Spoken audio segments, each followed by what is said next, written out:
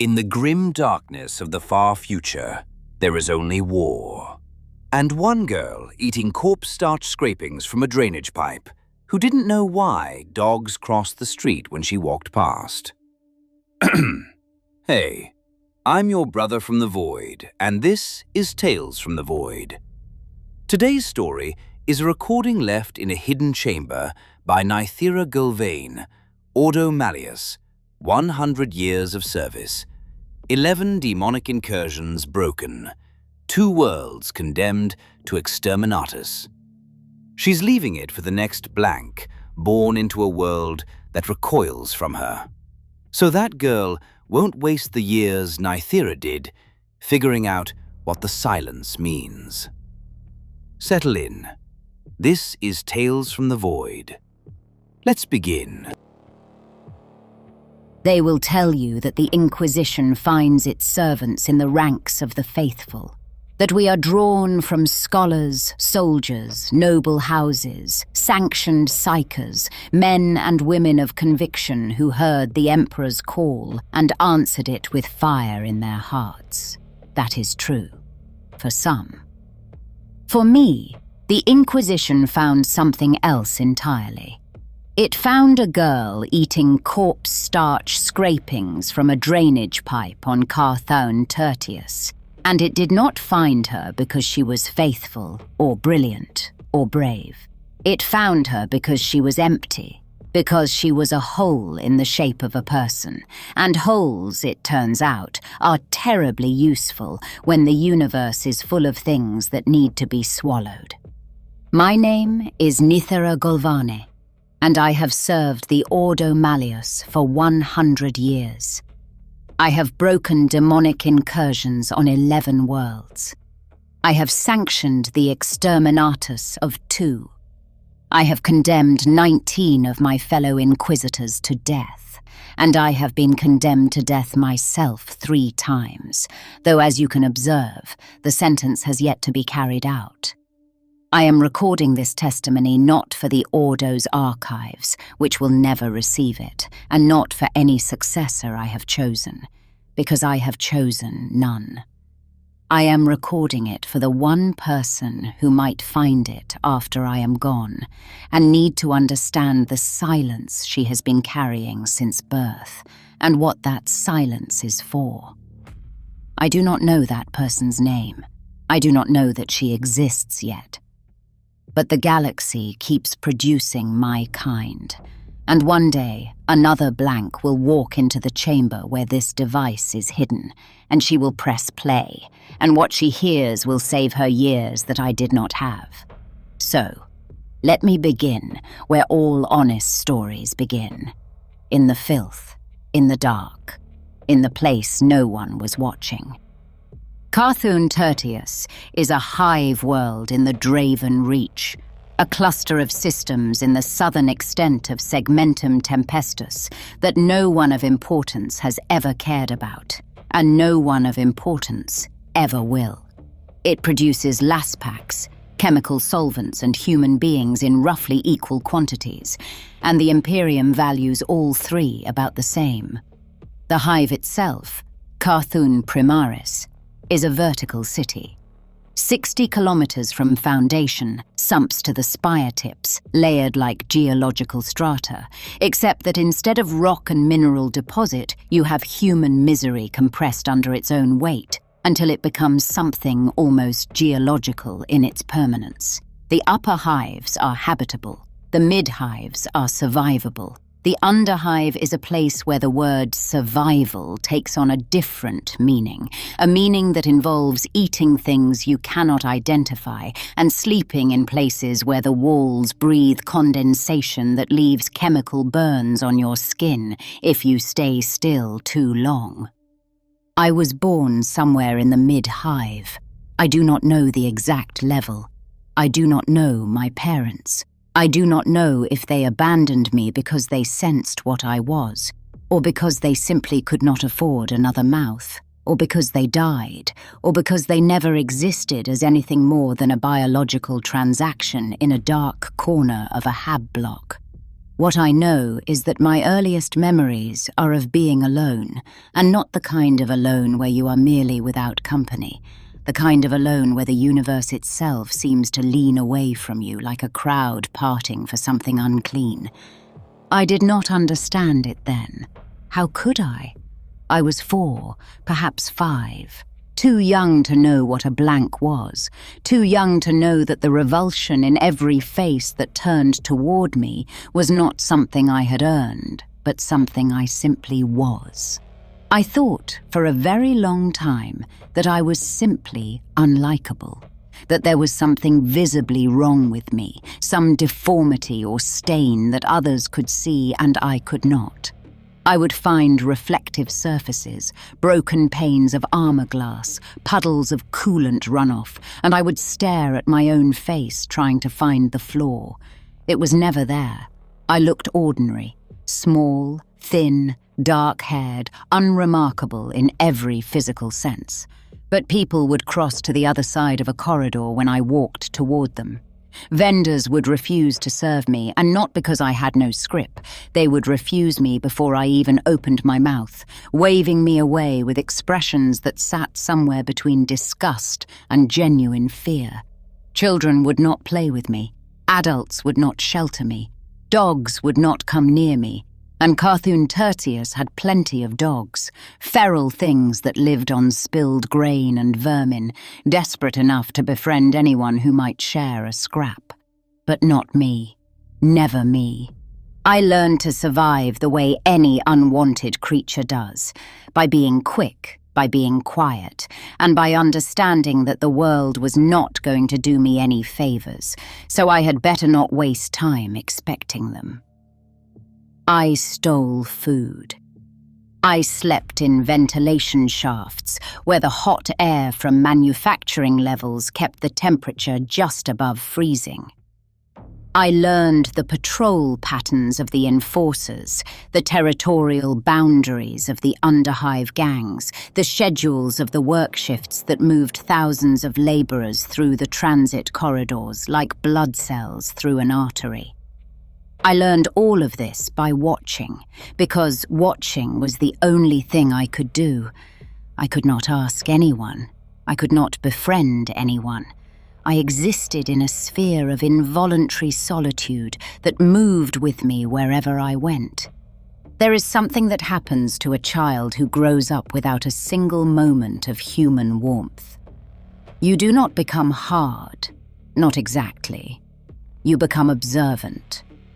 You learn to read people the way a navigator reads the stars from a distance, with instruments, because you will never be close enough to feel their heat.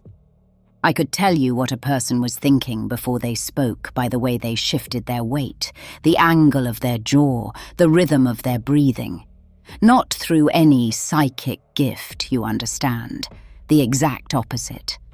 I was so fundamentally cut off from the invisible web of thought and emotion that connects every human being to every other that I had to build my own system for understanding them. And I built it entirely from observation. Muscle movements, eye direction, hand positioning, the micro-expressions that people do not know they are making. I catalogued all of it, cross-referenced it, tested it against outcomes. By the time I was 10 years old, I could read a room with more accuracy than most trained interrogators, and I had never been formally taught a single thing in my life.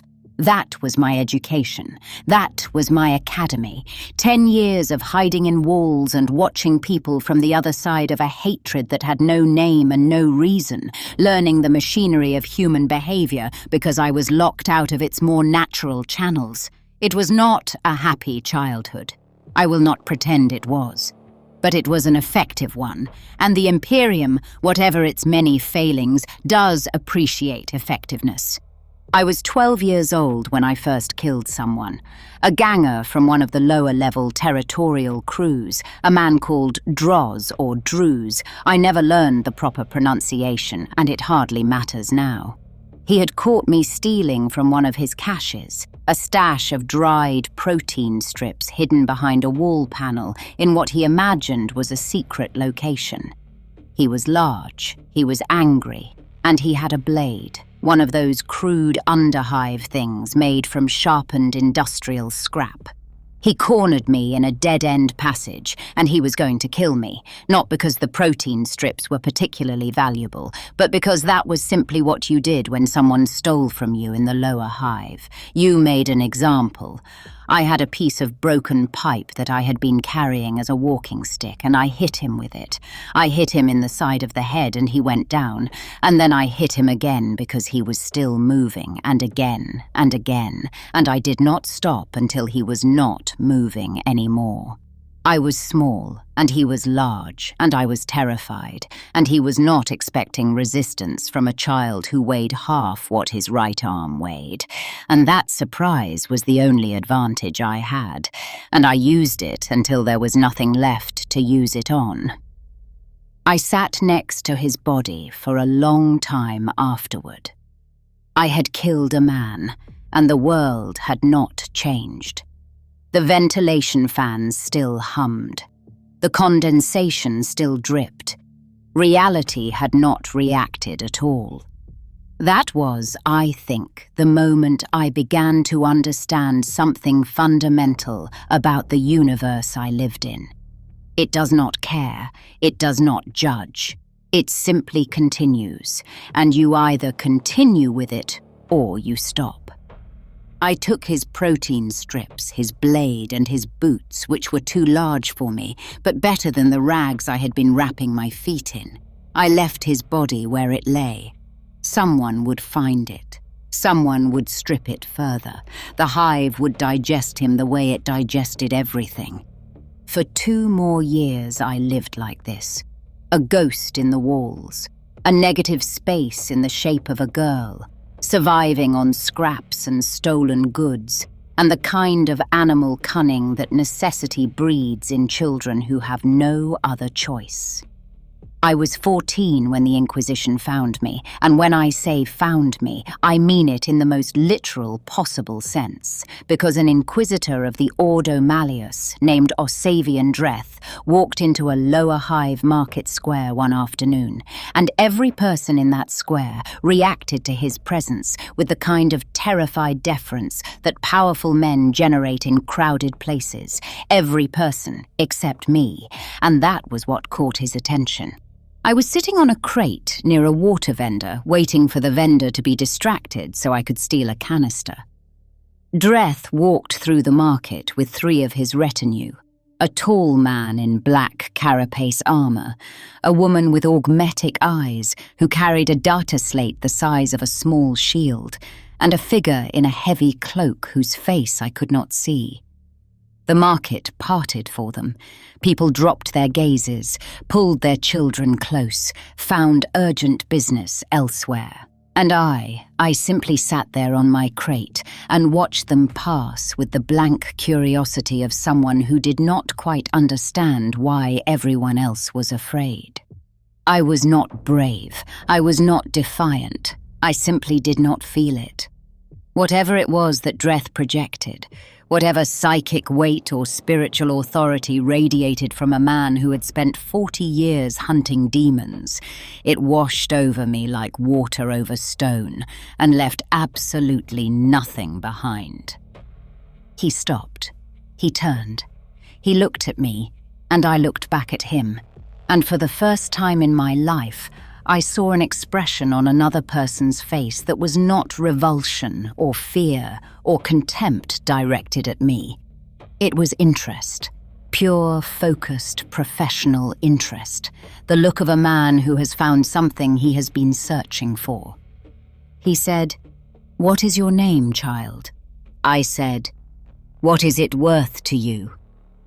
He did not smile, but something shifted behind his eyes.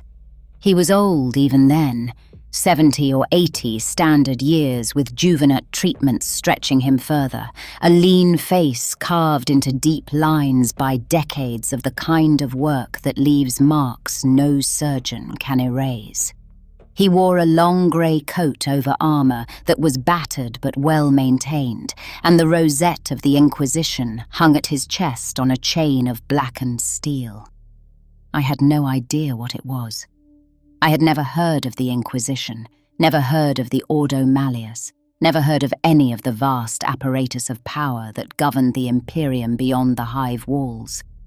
I was a feral child in a metal forest, and the concepts of galactic governance were about as relevant to my daily existence as stellar cartography. "It is worth," he said, "more than you can presently imagine.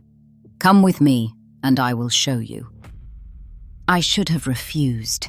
Any sensible child of the Underhive would have refused.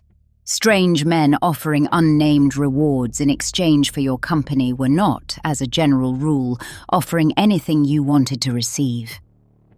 But there was something in his voice, or rather, something in the absence around him, that matched the absence around me. He was not repelled by my presence. He did not flinch, did not lean away, did not develop that subtle tightness around the eyes that every other human being I had ever encountered displayed within 30 seconds of being near me. He stood there, within arm's reach, and he was perfectly calm. And that calmness was so alien, so utterly unprecedented in my experience of human interaction, that I would have followed him into the mouth of the warp itself just to see how long it lasted. I got off my crate. I left the water canister unstolen. I walked to him, and I did not look back. That was the last day of my old life, though I did not know it at the time. The girl who had lived in walls and eaten scrapings and killed a man with a broken pipe was about to be swallowed by something so much larger than anything she had ever imagined that the hive itself, that 60-kilometre mountain of steel and suffering, would come to seem like a toy in comparison. I was about to enter the Inquisition, and the Inquisition, I would learn, was not an organisation. It was a state of being, a condition of the soul. Except, of course, that I did not have a soul, and that was precisely the point. Dreth's ship was called the Pallid Resolve, a sword-class frigate that had been in inquisitorial service for 3 centuries. It was the largest enclosed space I had ever been inside, and the first time I understood that there was a universe beyond the hive walls. I remember standing on the observation deck as we pulled away from Carthun Tertius, watching the planet shrink from everything I had ever known to a brownish sphere hanging in blackness, and feeling absolutely nothing. Dreth did not explain anything to me for the first 3 days. He gave me a cabin. A steel box, roughly the size of a coffin, stood on its end, but it had a cot and a door that locked from the inside, and I had never in my life had a space that was mine that I could close. He gave me food, real food. He gave me clean clothes, and he left me alone, which was the kindest thing anyone had ever done for me, though I did not recognize it as kindness at the time. On the 4th day, he summoned me to his study, a long compartment near the ship's prow that was lined with bookshelves and weapon racks and display cases containing things I could not identify and would later wish I had not been able to. He sat behind a desk made of dark wood, real wood, which I had never seen before and did not know the name for. He told me to sit.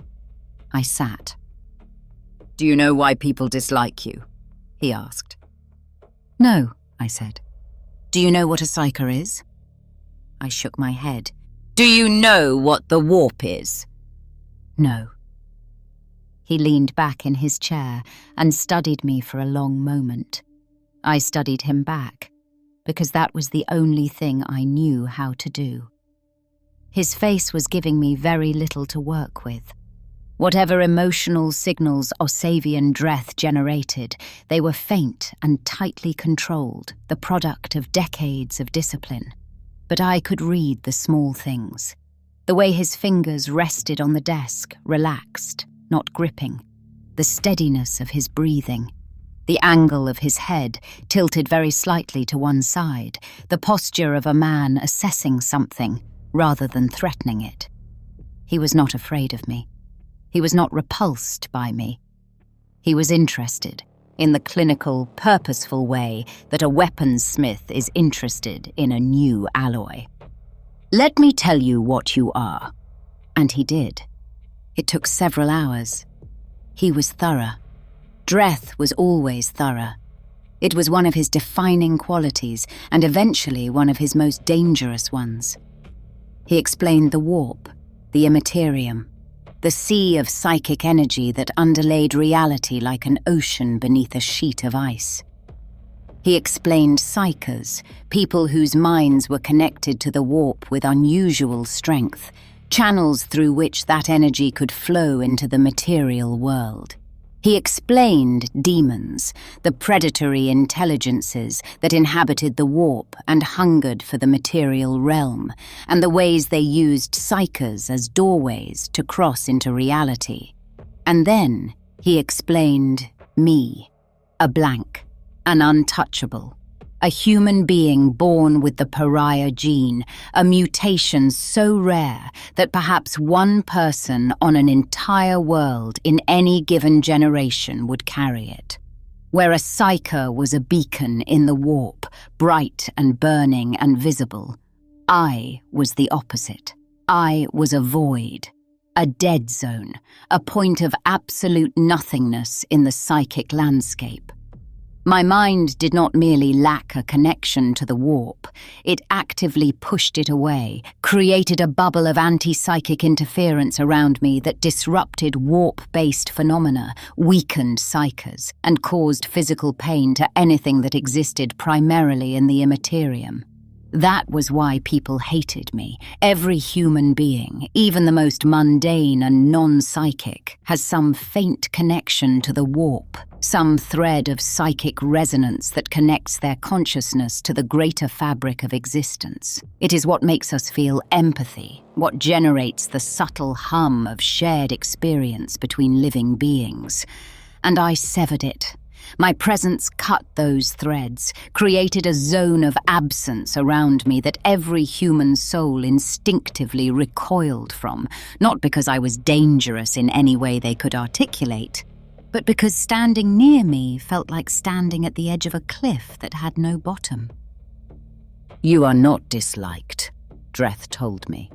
"You are feared, at a level deeper than conscious thought, deeper than reason. Every person who has ever turned away from you has done so because some ancient part of their brain recognized you as something that should not exist and told them to flee. It has nothing to do with who you are. It has everything to do with what you are." I remember the silence that followed. I remember looking down at my hands, small and scarred and ordinary, and trying to reconcile them with what he was describing. A genetic weapon, a void in the shape of a girl, a thing that the universe itself had built to be alone. "Is there a cure?" I asked.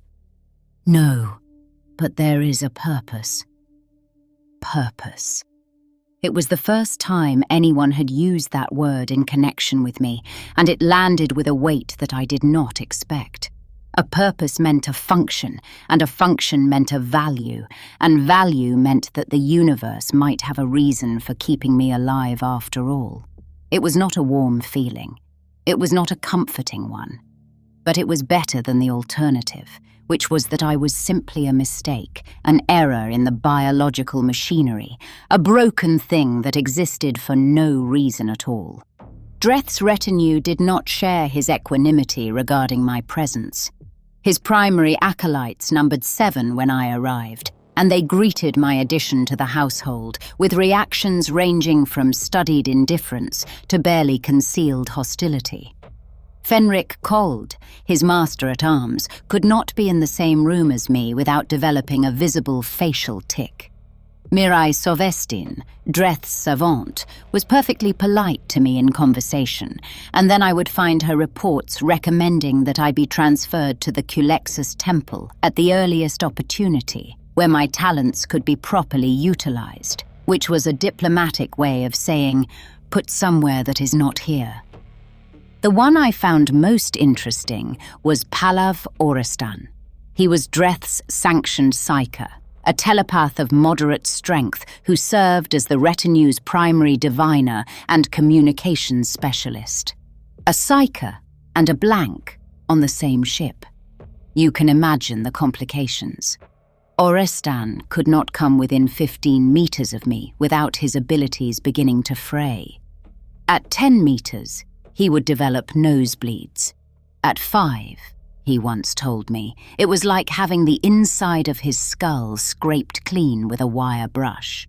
He avoided me with the meticulous precision of a man navigating a minefield, mapping my likely movements through the ship and planning his routes accordingly. I should have resented this. Instead, I found it oddly endearing. He was the first person who had ever reacted to my presence with something I could actually understand. Everyone else hated me and could not say why. Orestan knew exactly why, and the specificity of his aversion was, in its own way, a form of honesty that I respected. Over the following months, Dreth began my training. It was not the kind of training you might imagine, not the regimented discipline of a schola progenium or the brutal conditioning of a military academy. It was informal, scattered, opportunistic.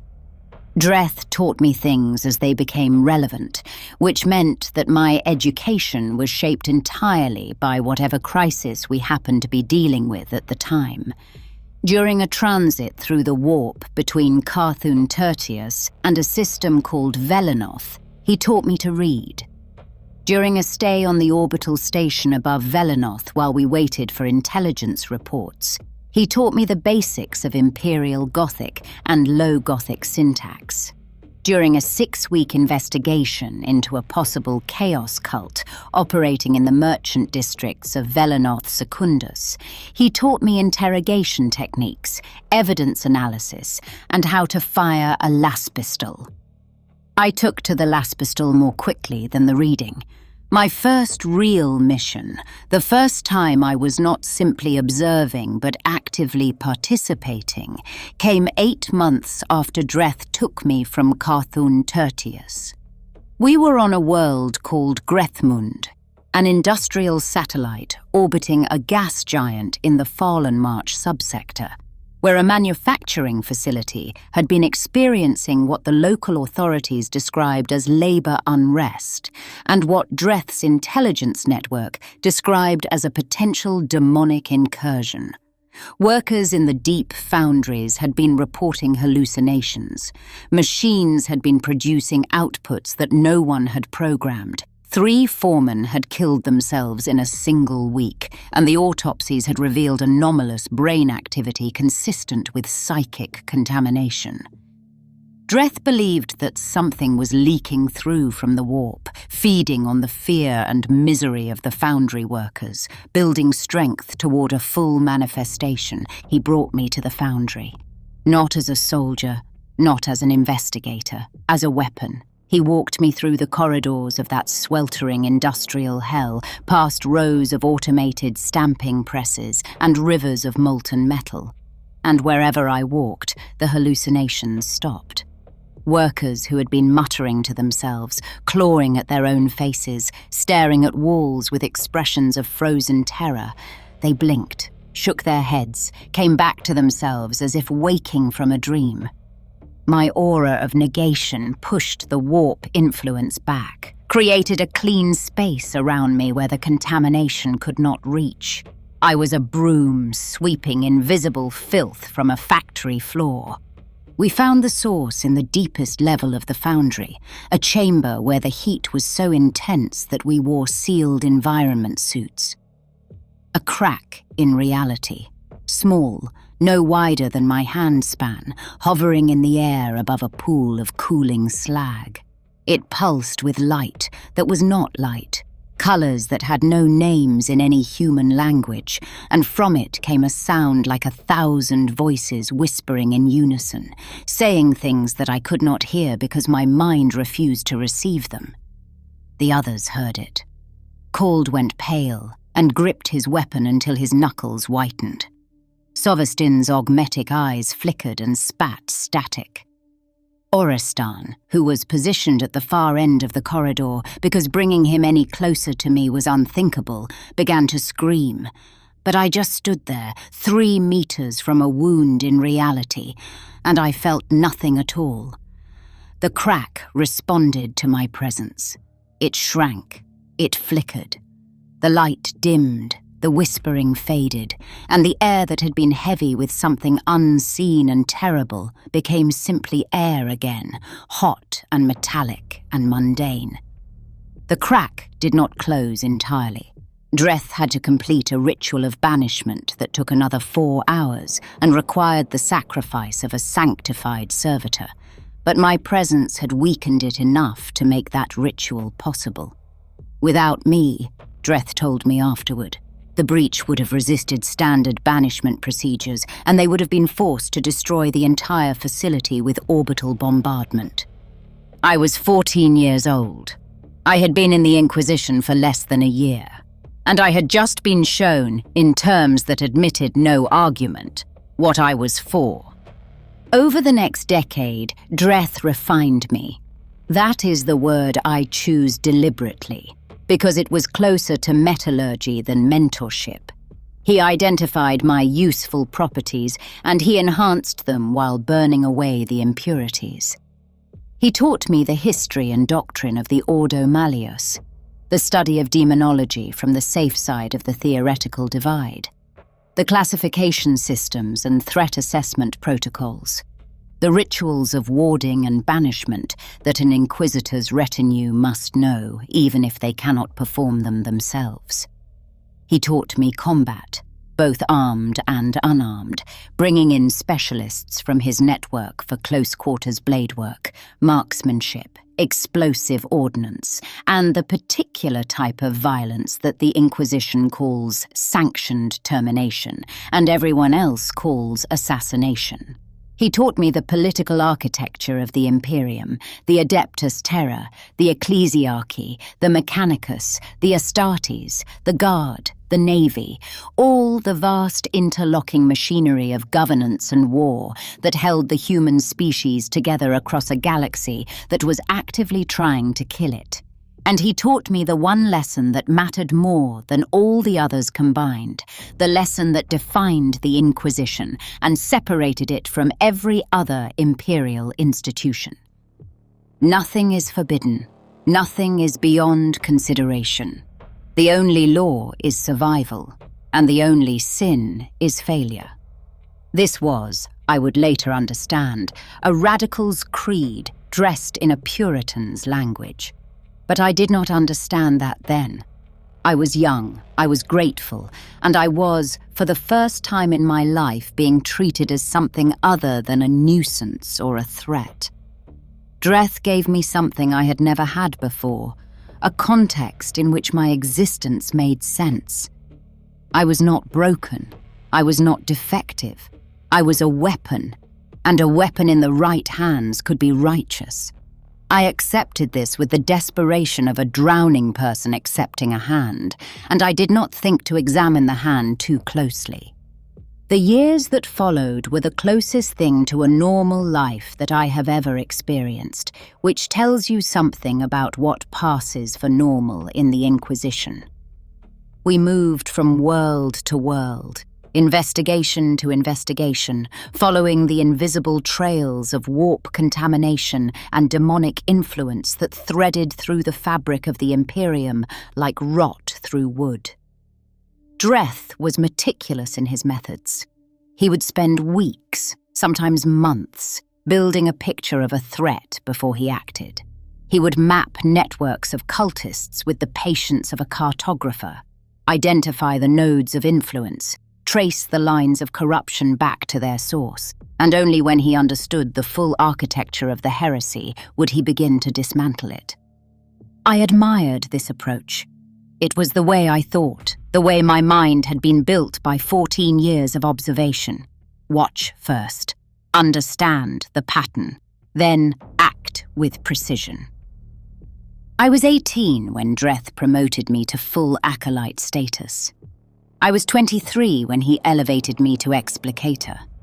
By then, I had been involved in the investigation and suppression of 12 demonic incursions of varying severity, 3 chaos cults, and one particularly unpleasant situation on a pleasure world called Andaveth Primus, where a noble's ritual experiments had opened a stable portal to a Slaneshi subrealm that partially absorbed 47 guests into the warp, alive and aware in both locations simultaneously. My presence stabilized the portal long enough for Dreth to perform the closure ritual, but there was nothing we could do for the 47. Dreth ordered them killed.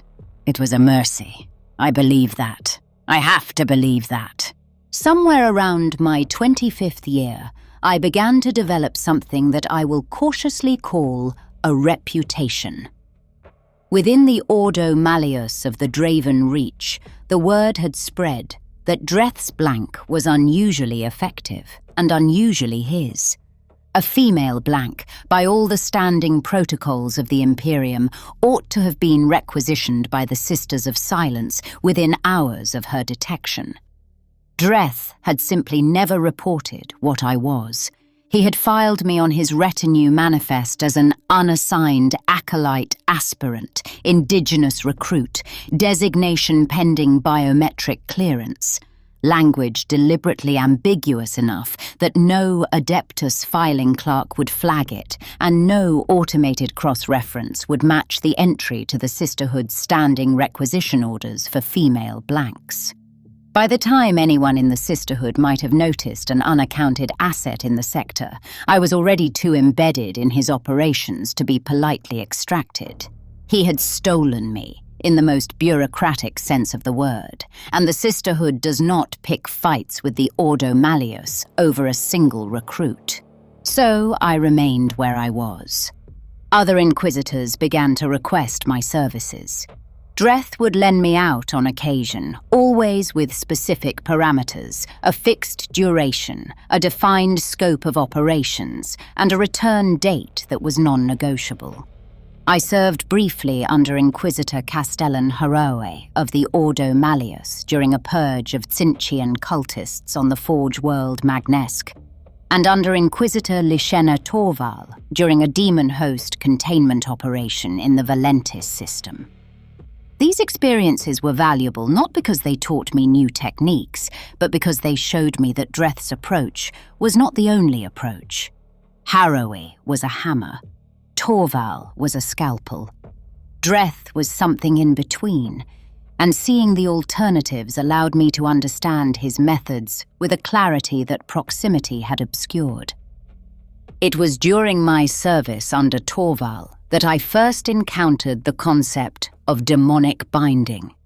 Torval's operation involved the containment of a demon host, a human body deliberately prepared to serve as a vessel for a warp entity, bound to physical form and theoretically to the will of the binder. I stood in front of the containment field, and the demon inside the host was aware of me.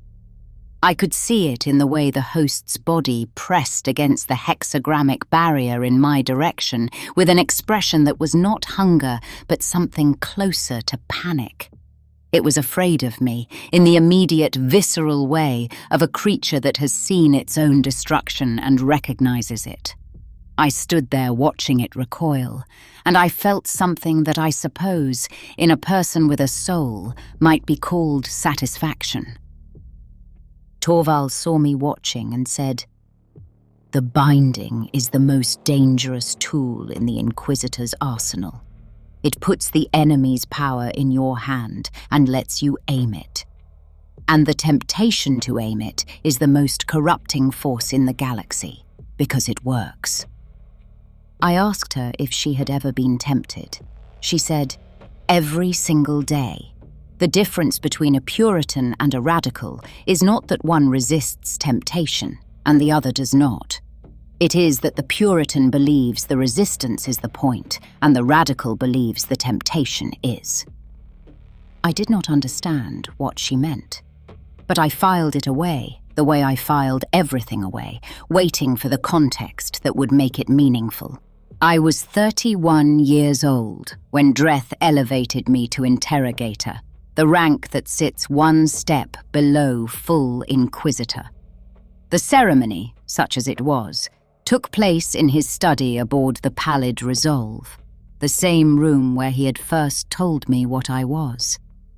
He presented me with an interrogator's rosette, a smaller and less ornate version of the full inquisitorial seal, and he said, "You have learned everything I can teach you about the enemy. Now you must learn the one thing I cannot teach you, and that is when the enemy you are fighting is not the one in front of you." I thought it was a philosophical observation about the nature of chaos, the way it corrupted through misdirection and subtlety rather than brute force. It was not. It was a warning. He was telling me in the only way he could that the time was coming when I would have to look at the enemy and see someone I loved. But I did not hear the warning. I heard wisdom, and I admired him for it, and I carried that admiration with me like a talisman for the next 6 years, right up until the moment it shattered. Those 6 years were the busiest of my career to that point. As an interrogator, I was given operational autonomy for the first time, the ability to conduct investigations and lead tactical operations without Dreth's direct supervision, though always under his authority and always reporting back to him. I assembled my own small team, people who could tolerate my presence for extended periods, which was a shorter list than you might imagine. Lucan Hethier, an ex-militarum officer who had been cashiered for insubordination and recruited by Dreth specifically because his particular brand of bloody-minded stubbornness made him largely immune to the psychological discomfort of my aura. Corvian Ashar, a former administratum adept with an eidetic memory and a talent for pattern recognition that bordered on the preternatural.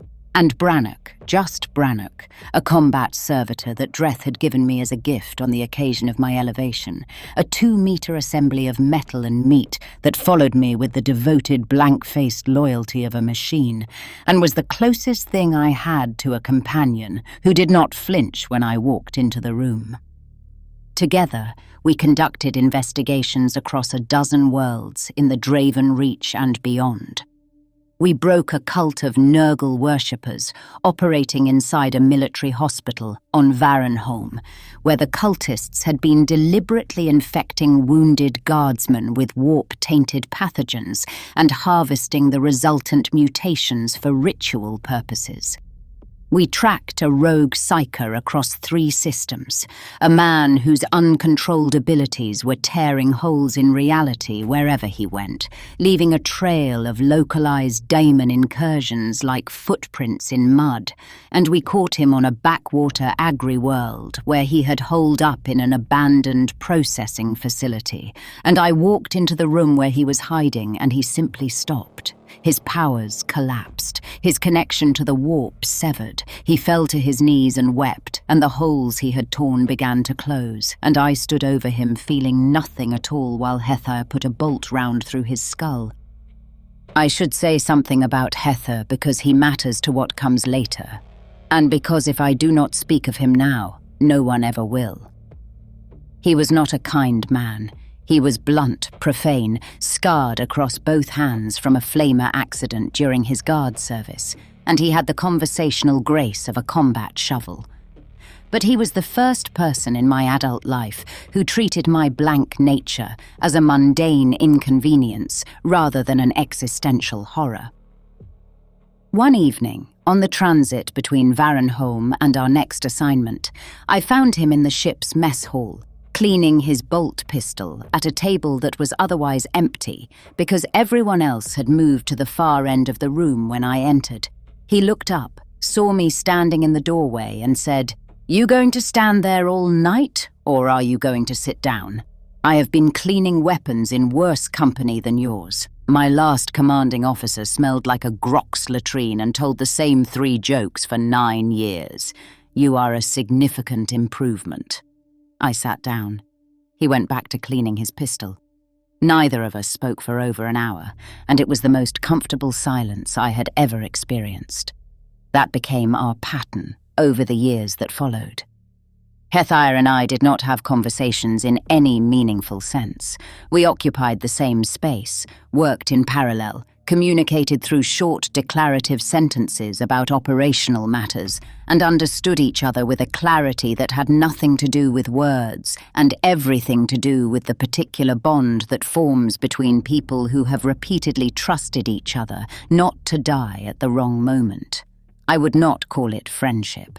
I do not have the equipment for friendship, but it was something, and it was mine, and I should have protected it better than I did. I conducted a dozen other investigations during those years, most of them routine.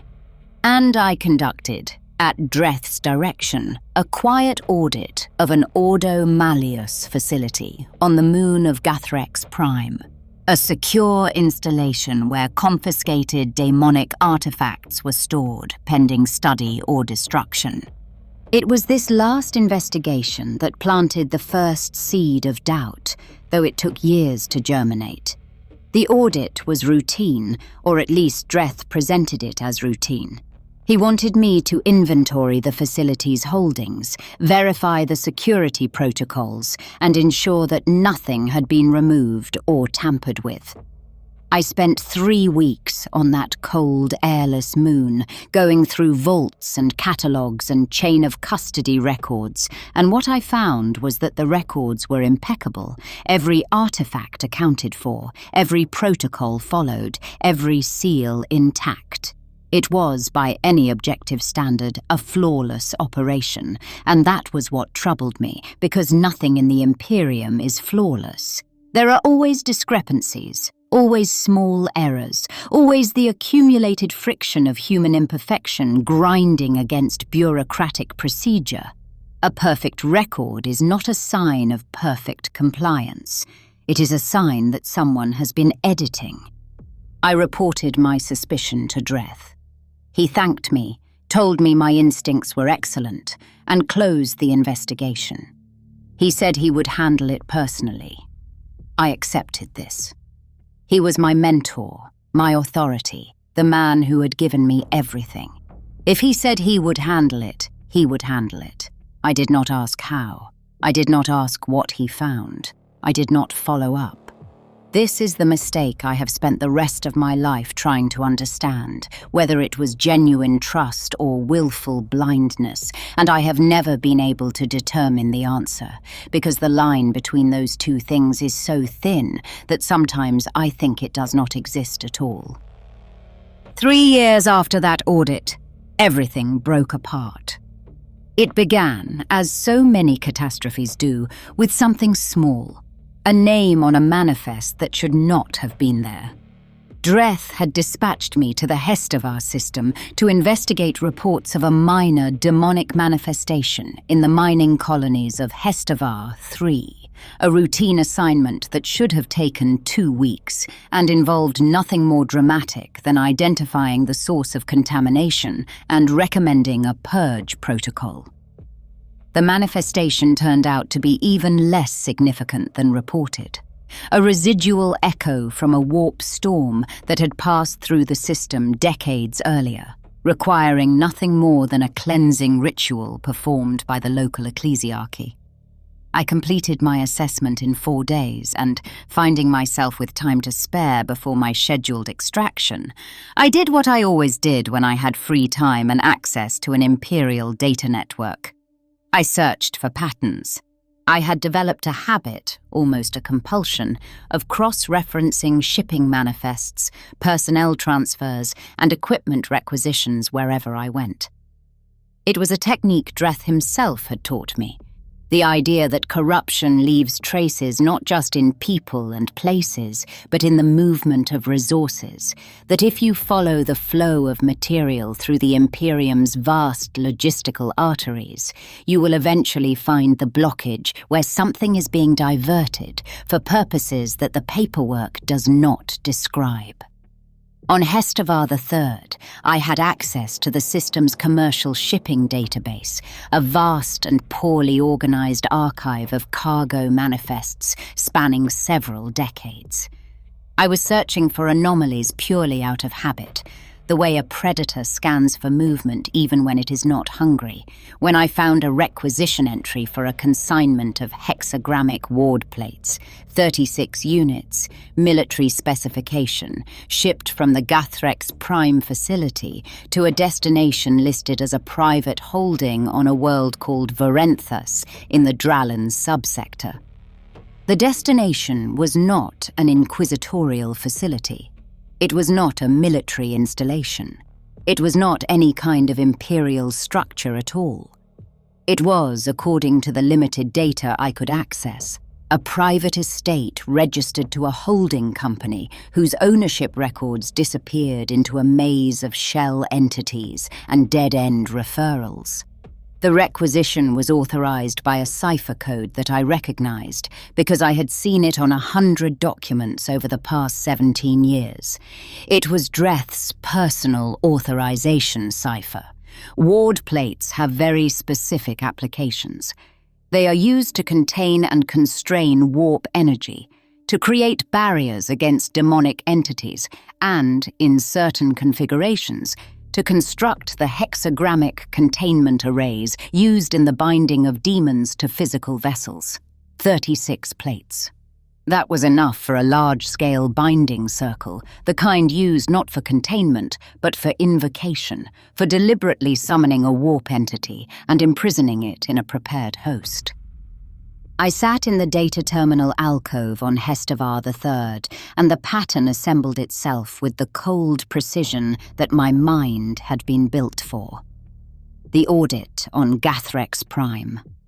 The perfect records. The artefacts all accounted for in the catalogue because I had verified the records, but not physically inspected every vault, because Dreth had told me to focus on the documentation. Dreth had directed me to look at the paperwork instead of the physical inventory. Dreth had closed the investigation when I raised concerns. Dreth had said he would handle it personally. The ward plates had been shipped 14 months after my audit. Whatever he was doing on Vorenthas, he had started it after I came close enough to the truth that he needed to redirect my attention. I should have taken this to the Conclave. Instead, I went to Vorenthas myself. I told no one outside my own retinue. I took Hethire and Ashar and Brannock, and I told them only that we were following a lead on an unauthorized facility, not whose name was on the requisition. Hethire, who had been with me long enough to know when I was lying by omission, did not ask. He checked his weapons and asked when we left. Ashar said nothing at all, which was how Ashar said yes to things she had reservations about. I chartered a civilian transport, and I went to look for the truth with my own eyes, because the truth is not something you should delegate to committees. Vorenthas was a dead world, an abandoned agricultural colony at the edge of a forgotten subsector. The estate the ward plates had been shipped to was a cluster of prefabricated structures in a valley on the northern continent. From orbit, it looked abandoned. From the surface, it looked abandoned. But the power grid was active, drawing energy from a concealed fusion reactor, and the locks on the main facility were hexagrammically warded, the same kind of ward work used on inquisitorial containment vaults. The wards were on the outside. They were designed to keep something in, not out. Hethire breached the locks with a melter charge. We descended a staircase to a sub-level that had been excavated beneath the original building, a chamber roughly 20 meters across and perfectly circular. The walls were lined with hexagrammic ward plates, all 36 of them, arranged in a pattern I recognized from my demonology studies as a Kalethi binding configuration, a design that had been formally condemned by the Ordo Malleus, and whose texts were classified as prohibited. In the center of the chamber, there was a containment field. In the center of the containment field, there was a man. or what had been, a man. He was suspended in the air by invisible forces, his body held in a cruciform position, his skin covered in carved ward sigils that wept a slow, constant trickle of blood that never quite reached the floor before evaporating into wisps of steam. His eyes were open but not seeing, or rather seeing something that existed in a place that my senses could not reach. The air around him shimmered with the characteristic distortion of a contained warp entity, a heat haze effect that had nothing to do with temperature. It was a demon host, a bound daemon in a human vessel. The most dangerous, the most forbidden, the most condemned tool in the radical Inquisitor's arsenal. And it was here, in a secret facility, paid for with diverted inquisitorial resources, constructed using stolen ward plates, hidden on a dead world at the edge of a forgotten subsector, and it bore the authorization cipher of Inquisitor Ossavian Dreth, my mentor, my teacher, the man who had found a feral child on a hive world and turned her into something that mattered.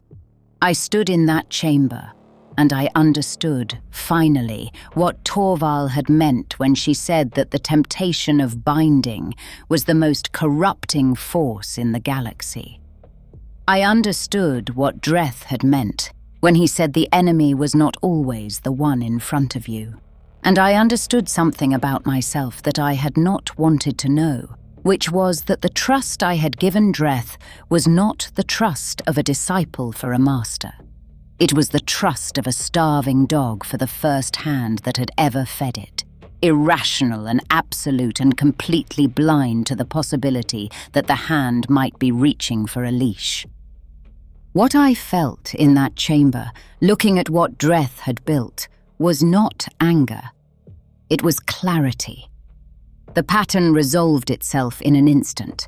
The audit with its 2 perfect records, the investigations that always stopped short, the way Dreth had directed my attention towards some threats and away from others. He had been using me, not just as a weapon against demons, but as camouflage, my trust, my loyalty, my desperate gratitude. The blind girl who could not see the warp, who would never detect the psychic signatures of his forbidden work because her mind was incapable of detecting anything psychic at all. I was the perfect cover, the blank who could not see the stain. Nythera was watching me.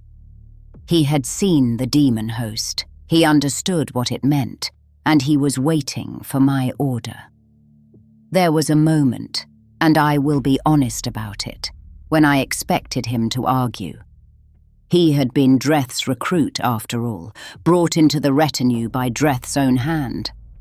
Loyalty in the Inquisition runs through the person who chose you, and Nythera had been chosen by the man whose heresy was now hanging in chains in front of us. But he said nothing. He simply waited. And when I finally met his eyes, what I read in them was not conflict, but a kind of grim, practical resolution. Whatever calculation he had run in the seconds between seeing the demon host and looking at me, he had finished it, and the answer had been that his loyalty belonged to the Inquisitor I was becoming, not to the Inquisitor who had built this room. I would never ask him about that moment. He would never offer to discuss it.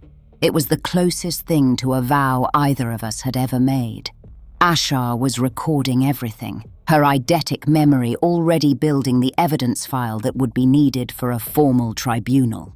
Brannock stood motionless, awaiting instructions, his targeting systems painting lazy red lines across the containment field. I had a choice. I could destroy the demon host, seal the facility, and confront Dreth privately. I could give him the chance to explain, to justify, to present whatever rationale had led him down this path. He was, after all, the man who had saved me. He was, after all, the man who had given me a purpose, a name, a place in the universe. He deserved that much. but the Puritan in me, the part of me that Dreth himself had built, the part that believed in the absolute inviolability of the law, the part that had watched Torval's demon host with something approaching satisfaction because the creature was bound and controlled and suffering for the Imperium's protection, that part said no. Explanations were irrelevant. Justifications were irrelevant. The law was clear. Demonic binding was heresy. The possession of a demon host was heresy. The diversion of inquisitorial resources for heretical purposes was heresy compounded by treason. And heresy, once discovered, could not be undiscovered. It could only be judged. I left the facility intact. I sealed it with my own authority codes. I returned to the Pallid Resolve, walked into Dreth's study, and placed my evidence before him, the shipping manifests, the facility schematics, the picked captures of the demon host, and the ward plate inventory from Gathrex Prime that now showed a discrepancy of 36 units that had not existed when the records were last audited because someone had edited the database after my visit. Dreth looked at the evidence. He looked at me. And then he did something I had not expected. He did not deny it. He did not attempt to justify it. He did not plead. He sat back in his chair, folded his hands and said, "I wondered how long it would take you." "You wanted me to find it," I said. "Not wanted, expected. You are the best investigator I have ever trained, Nythera. If you had not found it eventually, I would have been disappointed in you." "Then why?" He was silent for a long time. When he spoke, his voice was not the voice of a man who had been caught. It was the voice of a man who had been carrying a weight for a very long time and was finally setting it down. "Because the threat is larger than the tools we are permitted to fight it with," he said. "Because the ruinous powers are not diminishing, they are growing, and the Puritan orthodoxy of the Ordo is a set of chains that we have wrapped around our own wrists while the enemy runs free. Because I have spent 60 years watching good people die because we refused to use the weapons that could have saved them. And I decided that I would rather be a heretic who saved the Imperium than a saint who watched it burn." It was, I admit, a compelling argument. It is always a compelling argument. The radicals' position has a seductive logic to it that the Puritans' position lacks, because the radical says the end justifies the means, and the Puritan says the means are the end. And when the enemy is at the gates and the walls are falling and people are screaming and dying, the radicals' answer is the one that feels right in the gut, in the blood, in the marrow. Use whatever works. Do whatever is necessary. Save them. But I had grown up without the ability to feel. I had built my entire understanding of the world on observation and logic, not on instinct or emotion. And logic told me that the radicals' argument, however compelling, was a trap. Because the means do matter. Because once you accept that any tool is acceptable if the outcome is desirable, you have erased the only line that separates you from the enemy. The ruinous powers do not care about outcomes.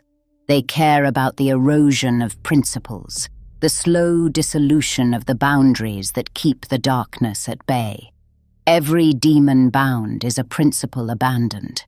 Every forbidden text consulted is a boundary moved. Every compromise is a step, and the steps only go in one direction. I reported Dreth to the Conclave. I filed my evidence through formal channels. I submitted to a tribunal as the primary witness against my own mentor. The tribunal, in its turn, also opened a parallel inquiry into my own conduct, because the visit to Vorenthas had been unauthorized, and the chain of evidence depended entirely on my unsupervised testimony. For 3 days, the Conclave deliberated whether I had committed a heresy of process even in exposing one of substance. In the end, the magnitude of what Dreth had built outweighed the irregularity of how I had found it, and the inquiry into me was suspended rather than closed. The trial of Dreth himself, if you can call it that, lasted 11 days.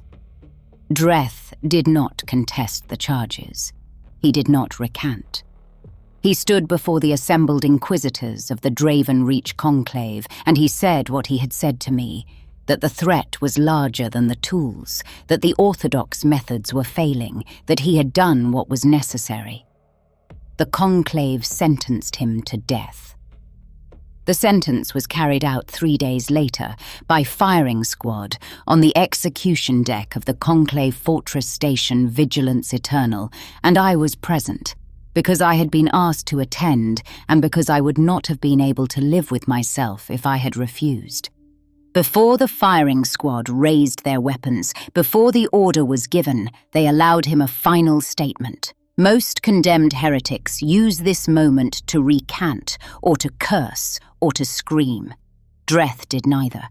He looked across the execution deck, past the squad, past the attending inquisitors, past the officials and the scribes, and he found my face in the gallery. He held my gaze for a long moment, and then he said quietly, but in a voice that carried across the silence of that steel chamber, "When the tree that shelters you casts a shadow that nothing grows in, you will understand why I chose to build a fire. Forgive me, Nythera, not for what I did, for what I could not tell you." I did not understand. I wrote the words down later in my personal log, the way I wrote everything down, catalogued and filed away. I thought it was the rambling of a dying man, a last bitter metaphor from a mind that had already given up. The words meant nothing to me then. They would mean everything later. Then the order was given. They shot him 11 times. He was old and thin, and the Juvenat treatments had made his bones brittle, and 11 bolt rounds turned his body into something that no longer resembled a human being. I watched every shot. I did not look away. I owed him that, at least. I owed him the honesty of seeing what I had done. Afterward, in the silence of my cabin aboard the Pallid Resolve, which was now my ship because the Conclave had granted me Dreth's resources and authority, I sat in the dark and I tried to feel something. Grief, rage, relief, guilt, anything. But there was just the absence, the hollow, the void at the center of me that had been there since birth and would be there until I died. The Conclave elevated me to full Inquisitor 3 months later. I was 37 years old. I was the youngest Inquisitor in the Draven Reach by nearly 2 decades, and I was the first blank to hold the rank in the sector's recorded history. I received my rosette from Inquisitor Lord Gelen Tavarak himself, the head of the Conclave, a tall, silver-haired man with a patrician bearing and a reputation for uncompromising puritanical orthodoxy that was matched only by his political acumen. He placed the rosette in my hand and said, "You have done a difficult and righteous thing, Inquisitor Golvane. The Ordo is stronger for your courage." I thanked him. I took the rosette. I walked out of the Conclave chamber, and I began my life as an Inquisitor, and I carried with me into that life the unshakable conviction that I had done the right thing, that the Puritan path was the only path, that the law was the only shield against the darkness. I was wrong. But it would take me 30 years to find out how wrong, and by then, the people who had been counting on my blindness would have already won. 30 years is a long time, even by the distended standards of the Imperium, where juvenate treatments and augmetic repair can stretch a human lifespan to 2 or 3 centuries if you are wealthy enough, connected enough, or useful enough. I was useful. The Ordo Malleus ensured that my rejuvenate schedule was maintained, my augmetics were current, and my body remained functional, because a blank who was also a fully trained Inquisitor was a resource too valuable to let deteriorate. During those 30 years, I became, by most external measures, exactly what Dreth had trained me to be, but more so, harder. Sharper, more certain. I built a reputation on certainty. My methods were orthodox, my protocols were rigorous, and my results were consistent. I did not improvise. I did not cut corners. I did not consult forbidden texts or employ prescribed methods. When I encountered a demonic threat, I assessed it according to the Ordo's classification system, applied the prescribed countermeasures, and if those countermeasures were insufficient, I escalated to the next level of response, up to and including Exterminatus. I sanctioned the destruction of 2 worlds during those 3 decades, and I do not regret either decision. The first, Kaldreth IV, had been so thoroughly consumed by a warp incursion that the planet's crust was literally dissolving into the immaterium. There was nothing left to save.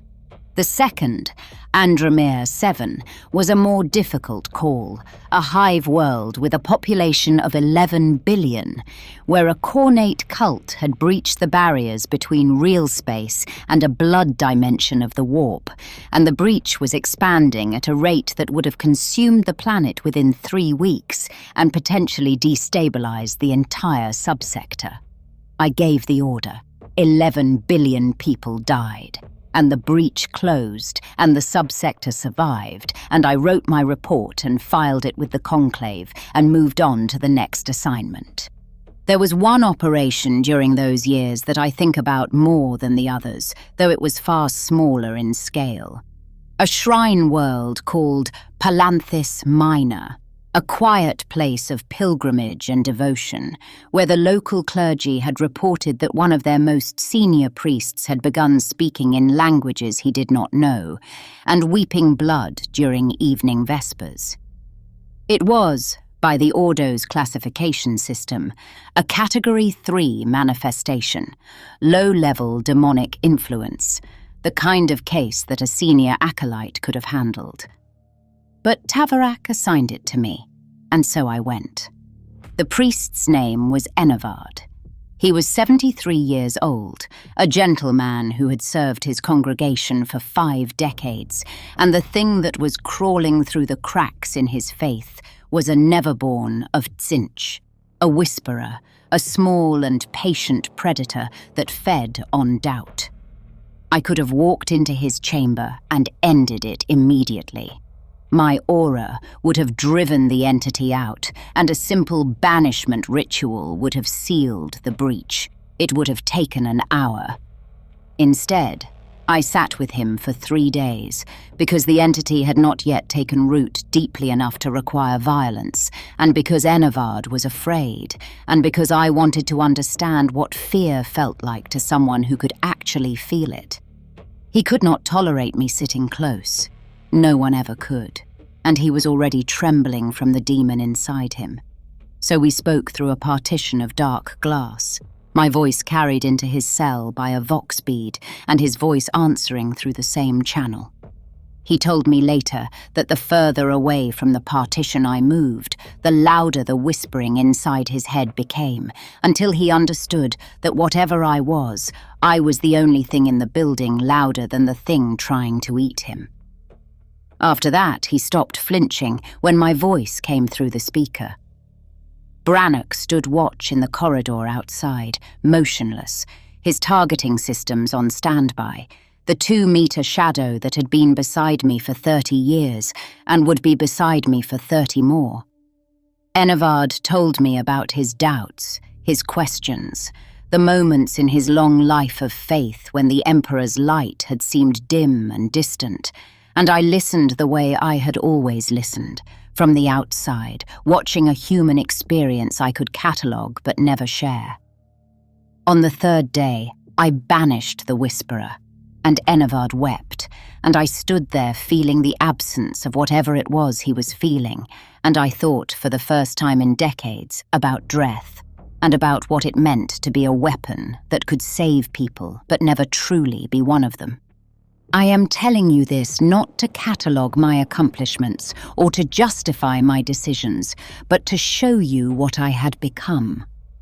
A machine.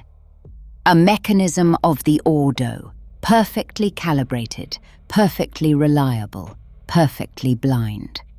I did not question my orders. I did not question the Conclave.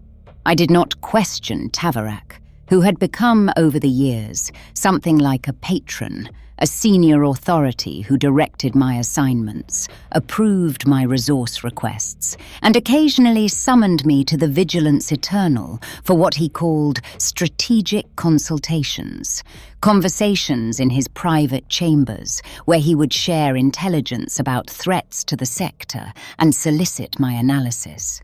There was one occasion, roughly 15 years into my tenure as an Inquisitor, when I came close. I had been investigating a string of unexplained failures in Ordo Malleus operations across the Draven Reach. Missions that should have succeeded, but didn't. Demon hunts that arrived too late. Cults that scattered hours before the strike teams reached their compounds. Artifact seizures that found the vaults empty and recently cleaned. The pattern was consistent enough that it could not be coincidence. I compiled a preliminary analysis and brought it to Tavarak during one of our consultations. I told him that the pattern suggested an information breach at the Conclave level, that someone with access to operational planning was leaking deployment schedules to the enemy. Tavarak listened to my analysis with the attentive gravity that I had come to associate with his leadership. He asked thoughtful questions. He examined my data, and then he leaned forward, placed his hand flat on the desk between us and said, "You are right, Nythera, and I must tell you something in strict confidence. We have identified the source. Inquisitor Vorenthas, who sits on the Operational Planning Committee, has been under quiet investigation for the past 8 months. The evidence is nearly complete. I did not inform you earlier because the circle of knowledge had to remain as small as possible, for obvious reasons. Your analysis confirms what we already suspected, and I am grateful for it. But I must ask you to step back from this particular thread. If Cathane becomes aware that a second investigation is running in parallel, he may destroy evidence or flee before we can act." I accepted this explanation without hesitation. It was reasonable. It was logical. It was delivered with the calm authority of a man I trusted. 6 months later, Inquisitor Cathane was arrested, tried, and executed for treason. The operational failures ceased for a time. I filed the matter away as resolved. It was not until Druvenhal that I understood what had actually happened. Cathane had been real. His treason had been real, but he had been a minor player, a useful sacrifice that Tavarak had been cultivating specifically for this purpose, a scapegoat to be burned whenever someone like me got too close to the actual source of the leaks. Tavarak had not stopped the information breach by executing Cathane. He had simply rerouted it through different channels and disposed of a piece he no longer needed. And I, the great investigator, the pattern reader, the woman who had spent her life learning to see what others could not, had looked directly at the truth and accepted the lie instead, because the lie came from a mouth I trusted. These consultations felt like trust. They felt like the professional intimacy of a mentor and a student, a reprise of the relationship I had lost when I condemned Dreth. Tavarak was not warm. He was too aristocratic for warmth, but he was respectful. He listened when I spoke. He valued my judgment, and he never, not once, reacted to my blank nature with the revulsion that everyone else did. At the time, I attributed this to his discipline, his control, the iron will of a man who had spent a century hunting demons and was not going to be unsettled by a genetic mutation. It did not occur to me that there might be another explanation. It did not occur to me that a person who felt nothing in my presence might feel nothing because they had nothing left to feel, because the thing inside them that should have recoiled from my aura was no longer the thing that had originally inhabited that body. But I am getting ahead of myself. The investigation that broke everything open began in my 53rd year of service, when I was 67 years old chronologically, and something considerably younger biologically. It began with a report from a world called Druvenhal, a civilized world in the trailing edge of the Draven Reach that served as a major commercial hub and transit point for several subsectors. The report described a series of anomalies in the local astropathic network, communications that were being delayed, rerouted, or subtly altered in transit. The changes were small, a word here, a date there, but they were consistent, and they followed a pattern that suggested deliberate interference rather than natural warp distortion. I was assigned to the investigation by Tavarak. He gave me the assignment personally in one of our private consultations. He told me it was likely a minor matter, perhaps a rogue astropath skimming messages for a criminal syndicate, but that it warranted inquisitorial attention because the anomalies had been flagged in a routine sector-wide audit, and ignoring them would raise questions. It was, I would later understand, the same calculation a guilty man makes when he knows the investigation is coming, regardless, and decides he would rather control who investigates than risk someone less predictable. I agreed. I took the assignment. I went to Druvenhal.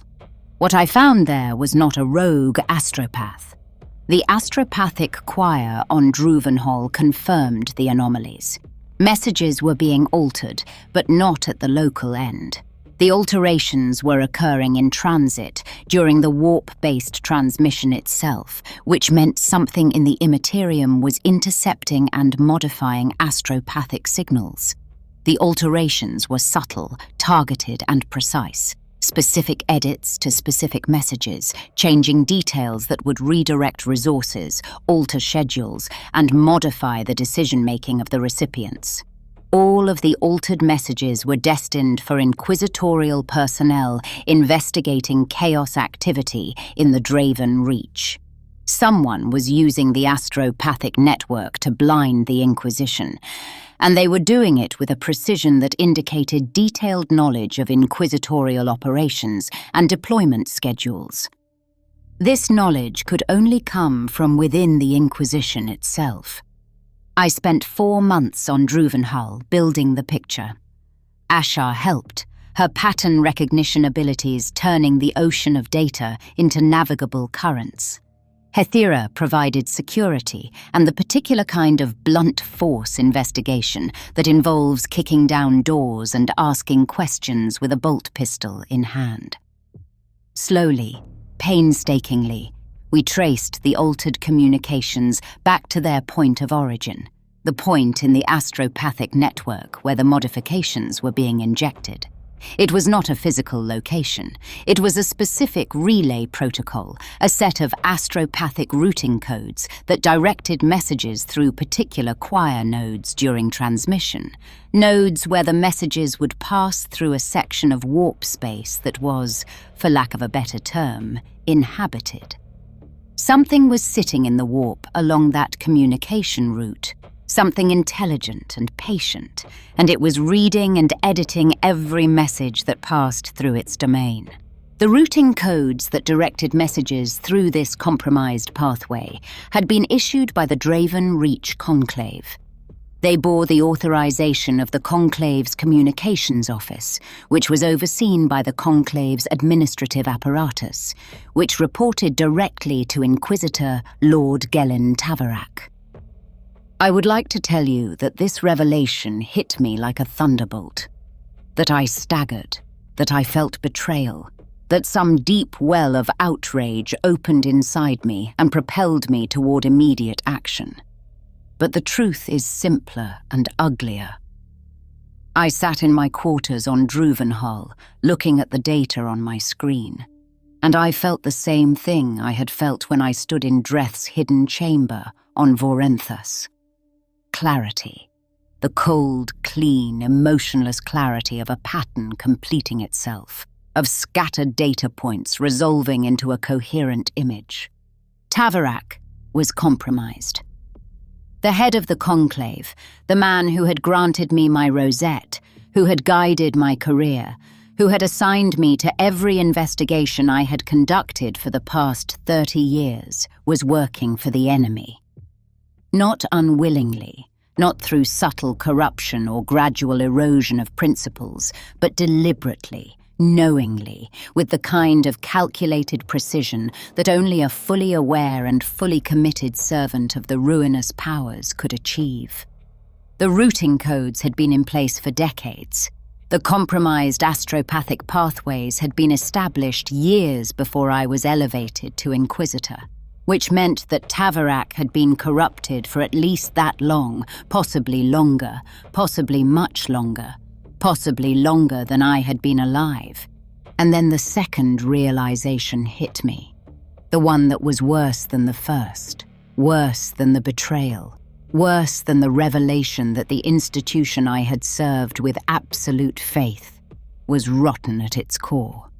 Because if Tavarak had been compromised for decades, then he had been compromised when Dreth was investigated. He had been compromised when Dreth was tried. He had been compromised when Dreth was sentenced and executed. And if Tavarak was a servant of Tzinch, and Dreth had been building a demon host in secret, and Tavarak had been the one to direct the investigation that led to Dreth's condemnation, then Dreth had known. And his last words, the words I had written down and carried for 30 years without understanding, rearranged themselves in my mind with the finality of a lock turning. The tree that shelters you casts a shadow that nothing grows in. Tavarak. His influence, his corruption, the dead zone of manipulation that surrounded him, and the fire, the demon host. The weapon Dreth had built not out of ambition, but because the shadow was already there, and the only way to see it was to burn it. That was what he had meant. Not a philosophical observation about the nature of chaos, not abstract wisdom about enemies and faces. He had known that the Conclave was infiltrated. He had known that Tavarak was corrupted. He had been building his demon host not as a tool of ambition or a symptom of radical excess, but as a weapon, a specific weapon designed to be used against a specific threat that he could not fight through orthodox channels, because the orthodox channels were already in the enemy's hands. He had tried to fight the corruption from within, using the only methods that could circumvent a compromised chain of command, and I had found his weapon, and I had reported it to the very people he was trying to fight, and they had used his own student to destroy him. I was the weapon, not Dreth's demon host, me. I was the weapon that Tavarak had used to eliminate the one Inquisitor who had come close to exposing him. He had not given me the Gathrex Prime Audit to test my abilities. He had given it to me through Dreth, knowing that I would find the discrepancies, knowing that my Puritan convictions would compel me to investigate, knowing that my blank nature would prevent me from detecting any psychic manipulation that might have warned a more sensitive investigator that they were being steered. I was the perfect instrument of betrayal, incorruptible, unreadable, and utterly blind. I sat in that room on Druvenhal for a very long time. The data on my screen had not changed. And somewhere deep in the void where my emotions should have been, in the hollow place where a soul would sit if I had one, something moved. Not grief, not exactly. Not rage, not exactly. Something older and colder. Something that existed below the level where the pariah gene had stripped my emotional capacity. Something that was not a feeling, but a decision. I was going to destroy Gelen Tavarak. I was going to tear apart his conspiracy, expose his corruption, and burn the rot out of the Conclave root and branch. And I was going to do it not through proper channels, not through formal tribunals, not through the Puritans' careful adherence to procedure and protocol, because those channels and tribunals and procedures were the very tools that Tavarak controlled. I was going to do it the way Dreth would have done it, with whatever worked. The Puritan died on Druvenhal.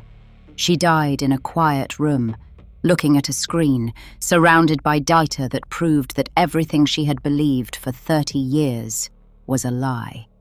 What rose from her remains was something different, something harder and less certain, something that understood, finally, what Dreth had tried to teach her and what Torvald had tried to tell her. That the difference between a Puritan and a radical is not a matter of principle. It is a matter of information. A Puritan is simply a radical who has not yet learned what the enemy is willing to do. I began to plan. The first problem was trust. Tavarak controlled the Conclave, which meant he controlled the flow of information within the Ordo Malleus in the Draven Reach. Any formal report I filed would pass through his apparatus. Any investigation I initiated through official channels would be visible to him before the ink was dry. He would eliminate me the way he had eliminated Dreth, not with a weapon, but with the system itself. I could not use the system. I needed resources and allies that existed outside the compromised hierarchy entirely. This was exactly the kind of situation that drove Inquisitors toward radical methods. Because when the orthodox channels are in the enemy's hands, the only tools left are the ones that the orthodoxy forbids. I contacted Lishene Torvald. It had been decades since I had served under her, but Torvald was not the kind of person you lost track of. She operated in a different sector entirely, far enough from the Draven Reach that she was unlikely to be within Tavarak's sphere of influence. And she was, to put it plainly, a radical. Not a wild radical, not the kind who danced with demons for the thrill of it, but a pragmatic one. An inquisitor who used forbidden tools with the careful precision of a surgeon using a contaminated scalpel because it was the only scalpel available. She had contacts, resources, and methods that existed entirely outside the official inquisitorial infrastructure, and she owed me nothing, which was important, because debts within the Inquisition are a form of leverage, and leverage is a form of control, and I was done being controlled. I reached Torvald through a physical message carried by a bonded courier on a civilian vessel, bypassing the astropathic network entirely. The message contained my evidence, a request for a meeting, and a single line: "You were right about the temptation." Torvald came. We met aboard my ship, and she listened to everything: the evidence, the conspiracy, the revelation about Dreth, all of it. When I was done, she was quiet for a long moment, and then she told me something I had not asked for.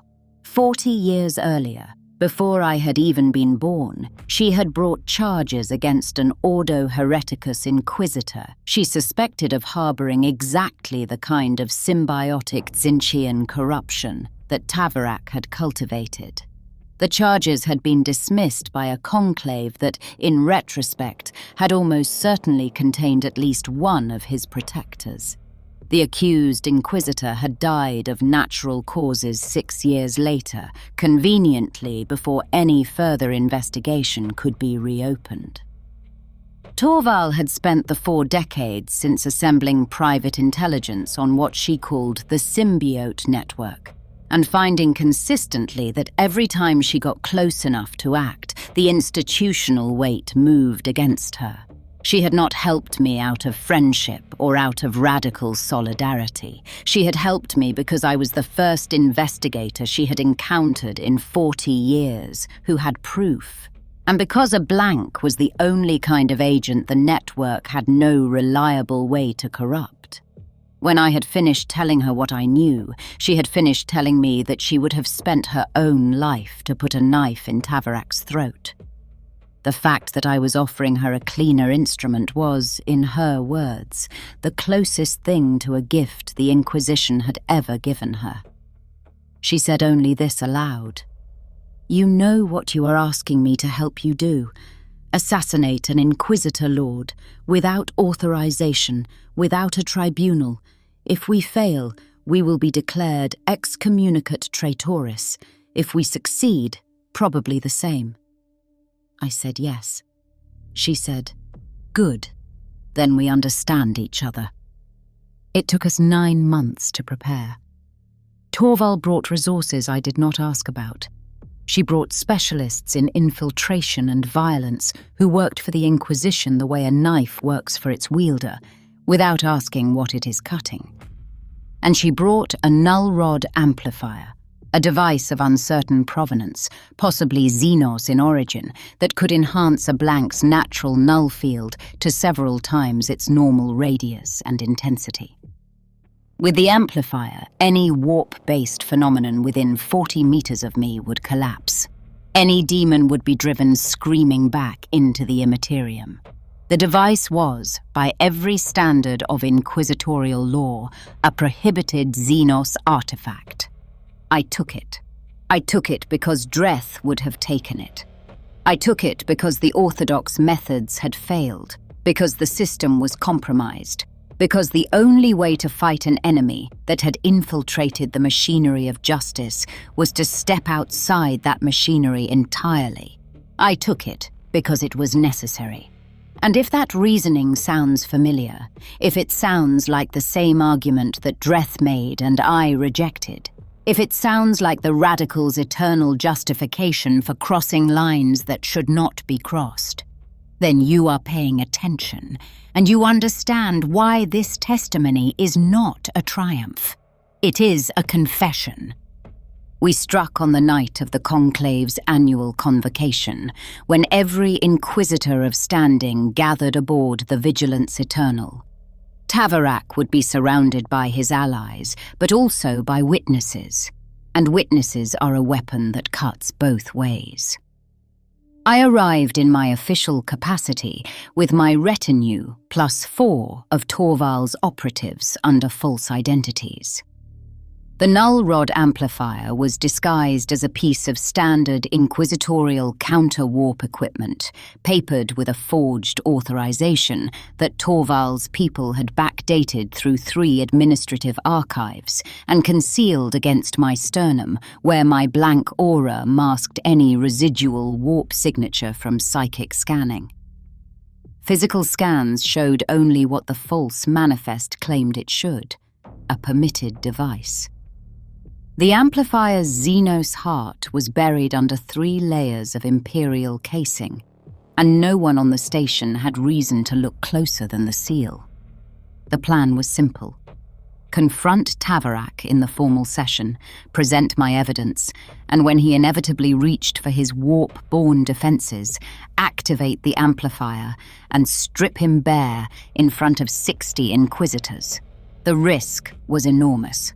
There were 100 ways it could fail, and exactly 1 way it could succeed.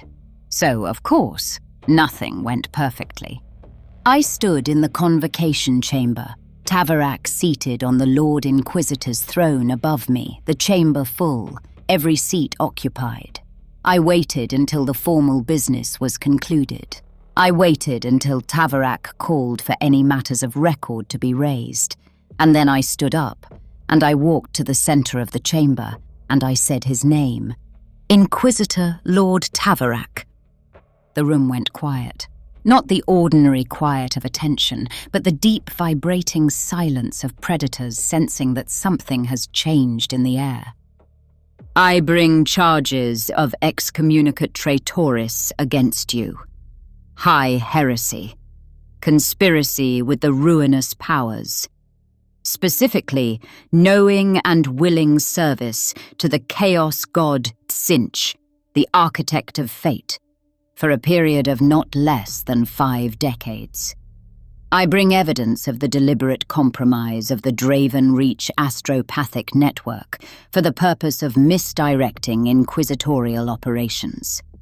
I bring evidence of the manipulation of the Conclave's administrative apparatus to shield chaos operations from detection. And I bring evidence that the investigation and execution of Inquisitor Osavian Dreth, conducted 30 years ago under your direct authority, was engineered to eliminate an Inquisitor who had discovered your treason. The silence held for exactly 3 seconds. Then Tavarak smiled. It was not a human smile. I had spent my life reading faces, studying the micro-expressions that betray thought and intention. And I can tell you with absolute certainty that the expression on Gelen Tavarak's face in that moment was not produced by human musculature operating under human neurological control. It was too wide, too symmetrical, too perfectly calibrated. It was a smile that had been designed, not felt, and it was the first crack in the mask, the first visible evidence that the thing sitting on the Lord Inquisitor's throne was not what it appeared to be. "Inquisitor Golvane," he said, and his voice was still his voice, still the cultured, aristocratic tone I had known for 30 years, but there was something underneath it now, a harmonic, a resonance.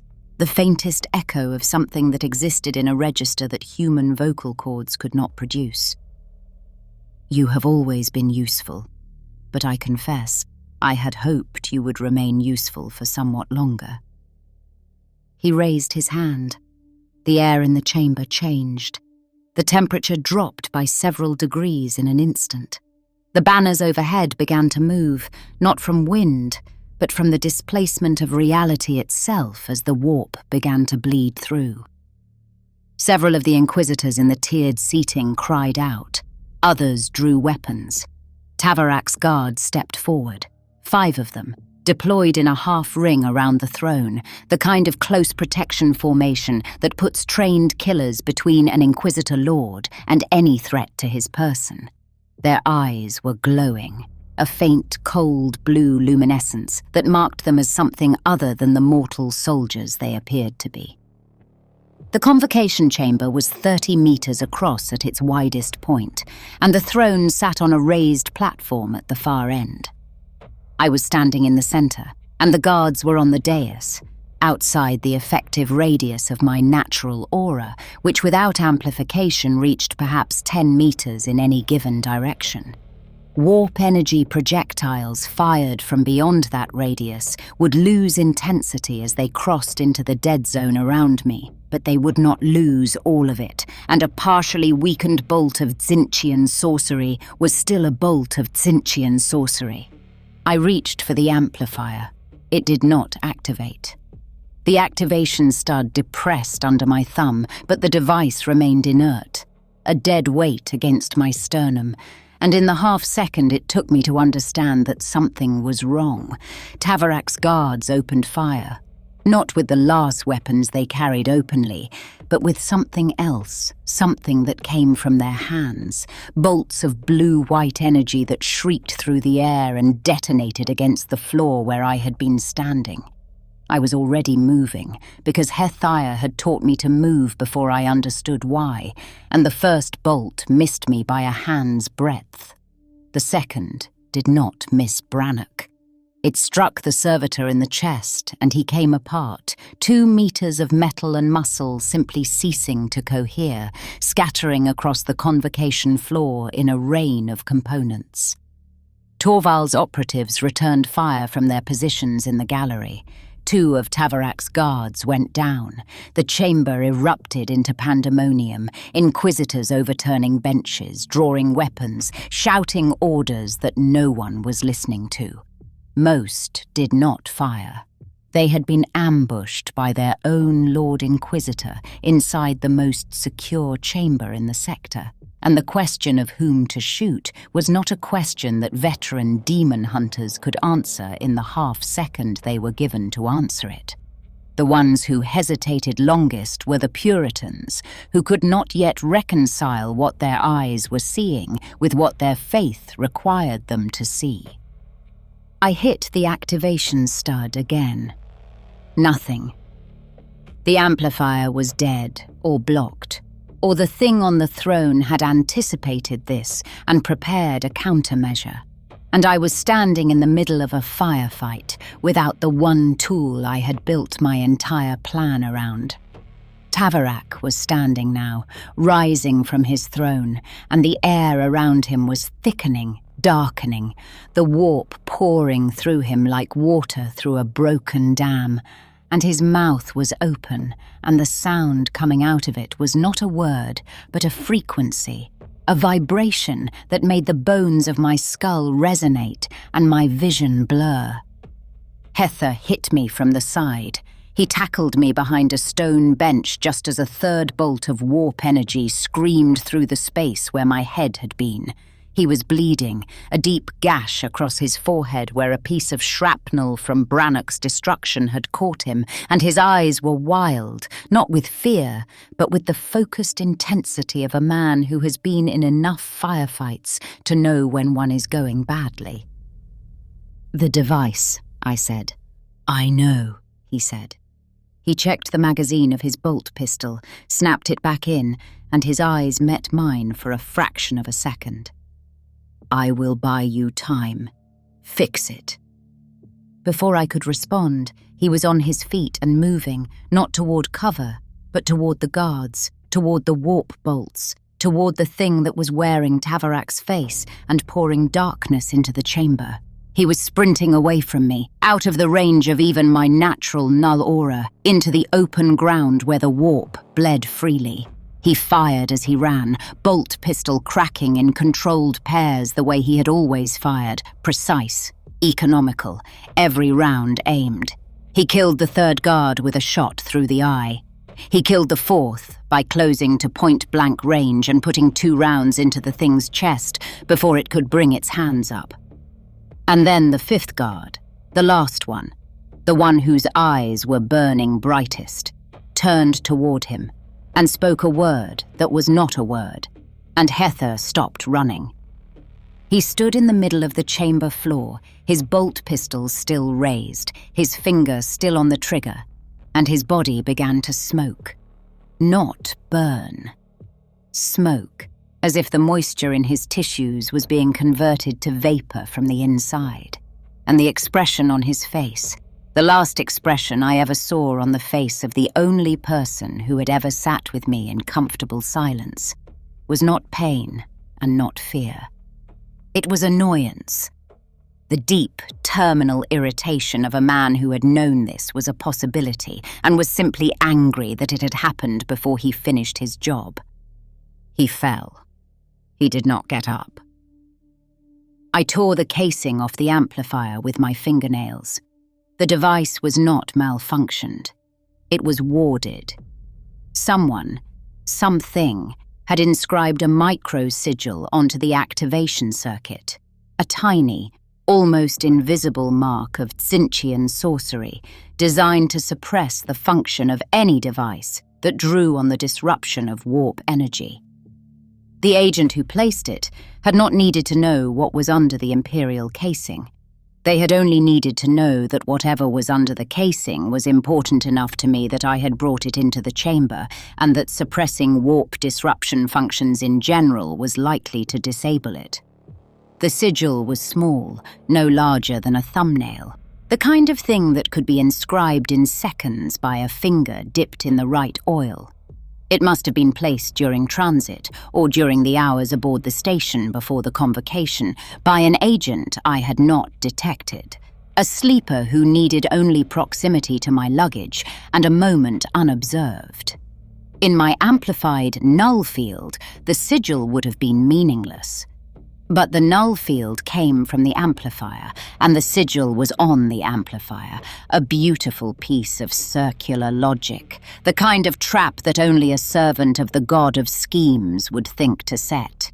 But I am a blank, and my null field does not come only from the amplifier. It comes from me. The amplifier magnifies what I already am. And what I already am, standing in that blood-soaked chamber, with Hethire's body cooling on the floor and the warp howling through the breach that Tavarak had torn in reality, what I already was the most concentrated point of anti-warp negation in the room. I pressed my thumb against the sigil, and the thing simply broke, the way ice breaks when you pour boiling water on it. Not because I aimed my aura or directed it or channeled it through will, but because what I am is fundamentally incompatible with what the sigil was. And when I pressed the two together, there was only ever going to be one outcome. The sigil cracked. It flared once with cold blue light, and then it died, and the amplifier activated, and the null field expanded outward from my body like a detonation in reverse, a sphere of absolute warp silence.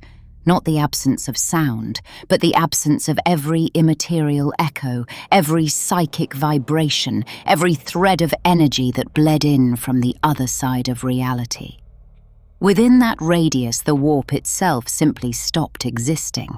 The effect was devastating. Tavarak's remaining guard collapsed, the blue light in its eyes extinguished like a candle in a hurricane.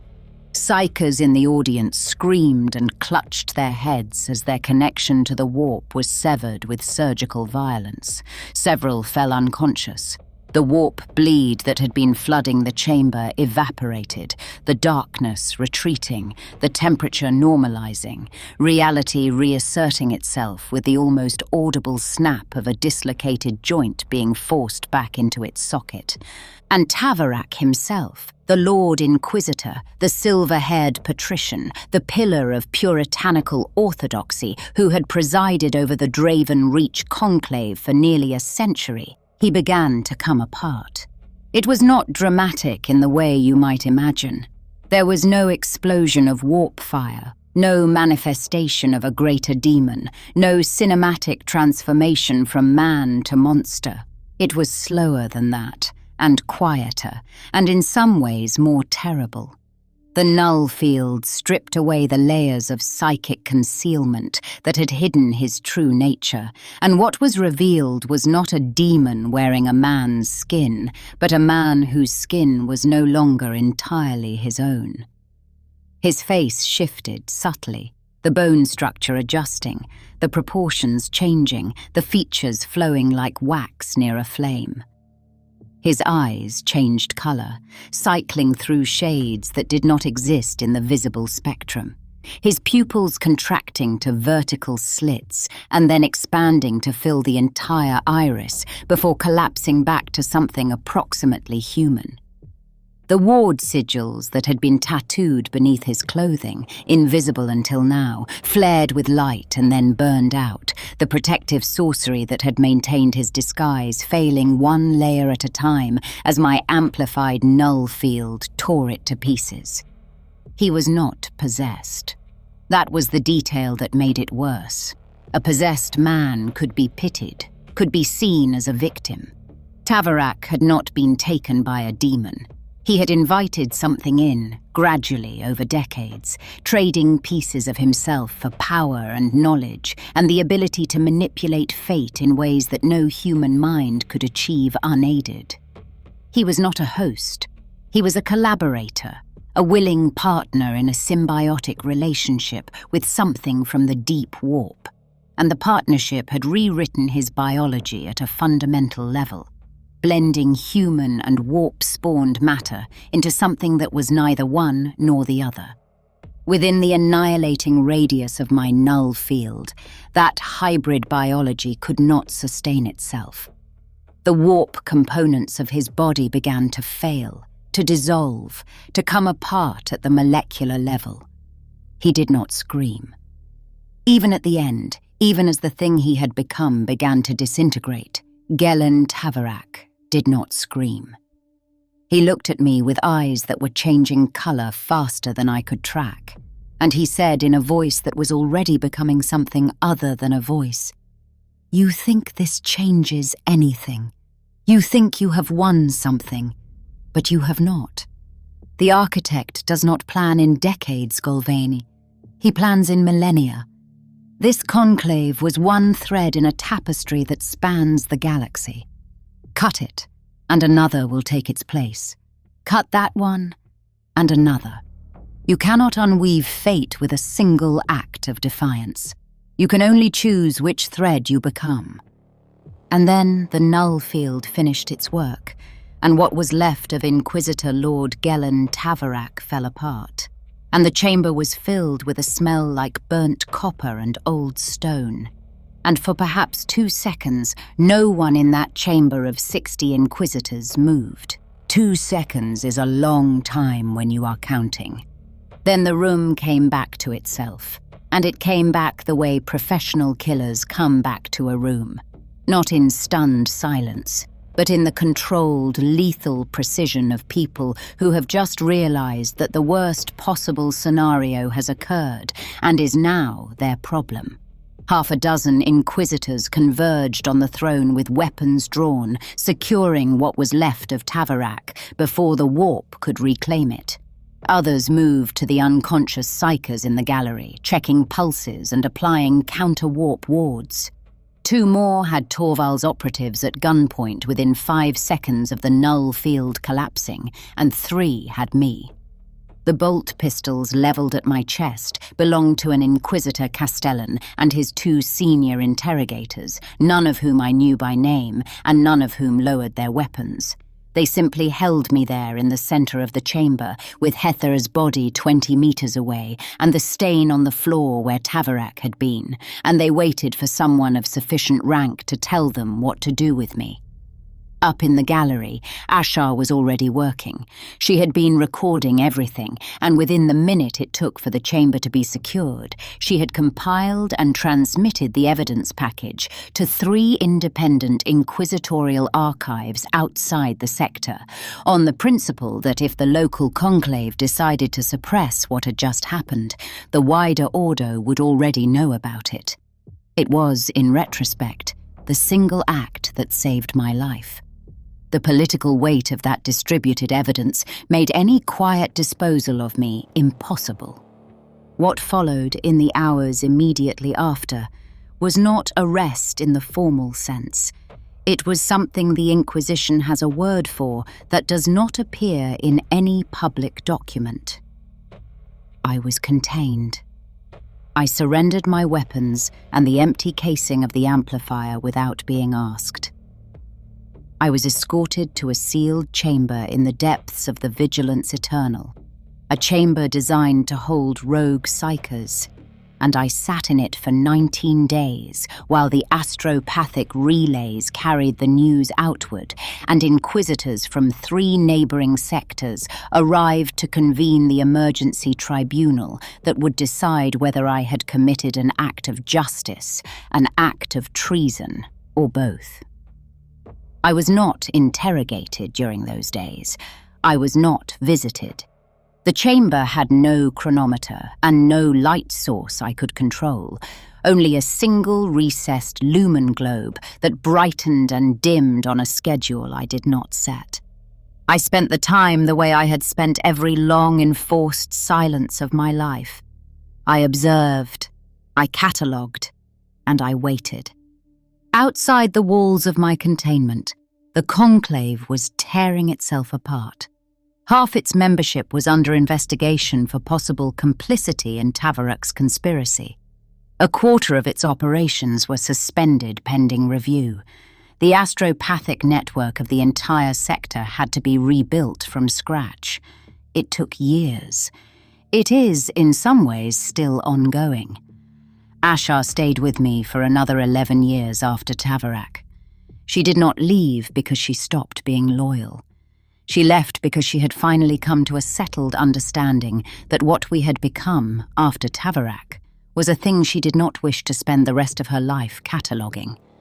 I did not blame her.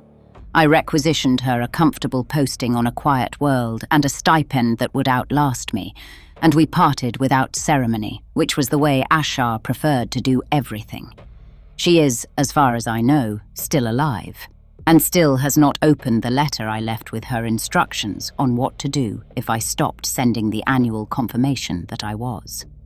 I was not punished. Not formally, though the matter came closer than the official record will ever admit. The first vote of the emergency tribunal, before the full evidence had been reviewed, was for my execution. I held that sentence for 43 hours while the deliberations continued, sitting in my containment chamber with no way to know it was the verdict of the moment. It was the first of 3 death sentences I would accumulate over the decades that followed, each one issued by a different conclave, each one quietly overturned when the political weight shifted and the work I had done became inconvenient to disavow. The second came after I exposed a Mechanicus Magos who had been feeding Xenos pattern data to a fringe inquisitorial faction on Threvian's hold. The third came after I refused to participate in an Exterminatus order on a population I had reason to believe was uncorrupted, and the conclave who had issued the order took my refusal as evidence of my own corruption. Both sentences were eventually vacated. Neither apology was issued. The Inquisition does not love me. It uses me. There is a difference, and at some point I stopped pretending not to know it. For now, in this first instance, the evidence was reviewed in full, my actions were found sufficient to justify themselves, and the death sentence was vacated. The null rod amplifier was confiscated, and the official record states that it was catalogued as a prohibited Xenos artifact and placed in a secure vault. The official record is a polite fiction. The device was, in fact, transferred to the personal custody of the inquisitorial representative who chaired the emergency tribunal, and the last reliable intelligence I have on its location places it in a Mechanicus-warded laboratory on a forge world I will not name in this recording. The Ordo does not waste a working weapon against a confirmed threat, no matter what its origin. They merely pretend to, for the benefit of the Puritans whose votes they still need.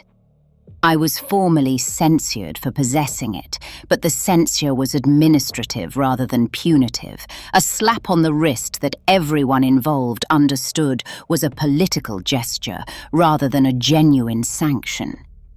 I had exposed the most significant chaos infiltration of the Inquisition in the sector's history.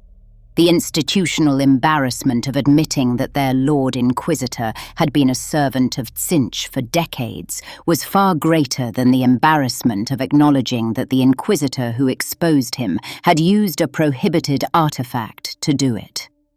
But I was changed. You cannot do what I did and remain what you were. The Puritan who had condemned Dreth was gone.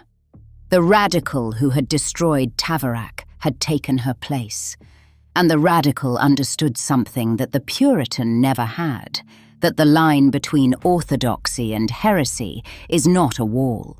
It is a shadow, cast by a light that is always moving, and where the shadow falls depends entirely on where you are standing when you look. I carried Hethiah's sidearm with me when I left the Vigilance Eternal. His bolt pistol with 3 rounds remaining in the magazine. No one asked me why. No one would have understood if I had told them that I was carrying it because a dead man had earned the right to be present for what came next, even if only as metal and memory. I went to Vorenthas after the tribunal. I went alone in a small shuttle, and I landed in the valley where Dreth had built his hidden facility. Ashar would have come if I had asked. Torval would have insisted on it. I told neither of them where I was going. What I was about to find in that facility was the conclusion of a 30-year conversation between Dreth and myself, and there was no one alive who had standing to be a third party to it. Some debts are private, even when they cannot be paid. It was still sealed. No one had opened it since the day I had left it, 30 years earlier. The demon host was still there, still suspended in its containment field, still alive, still bound.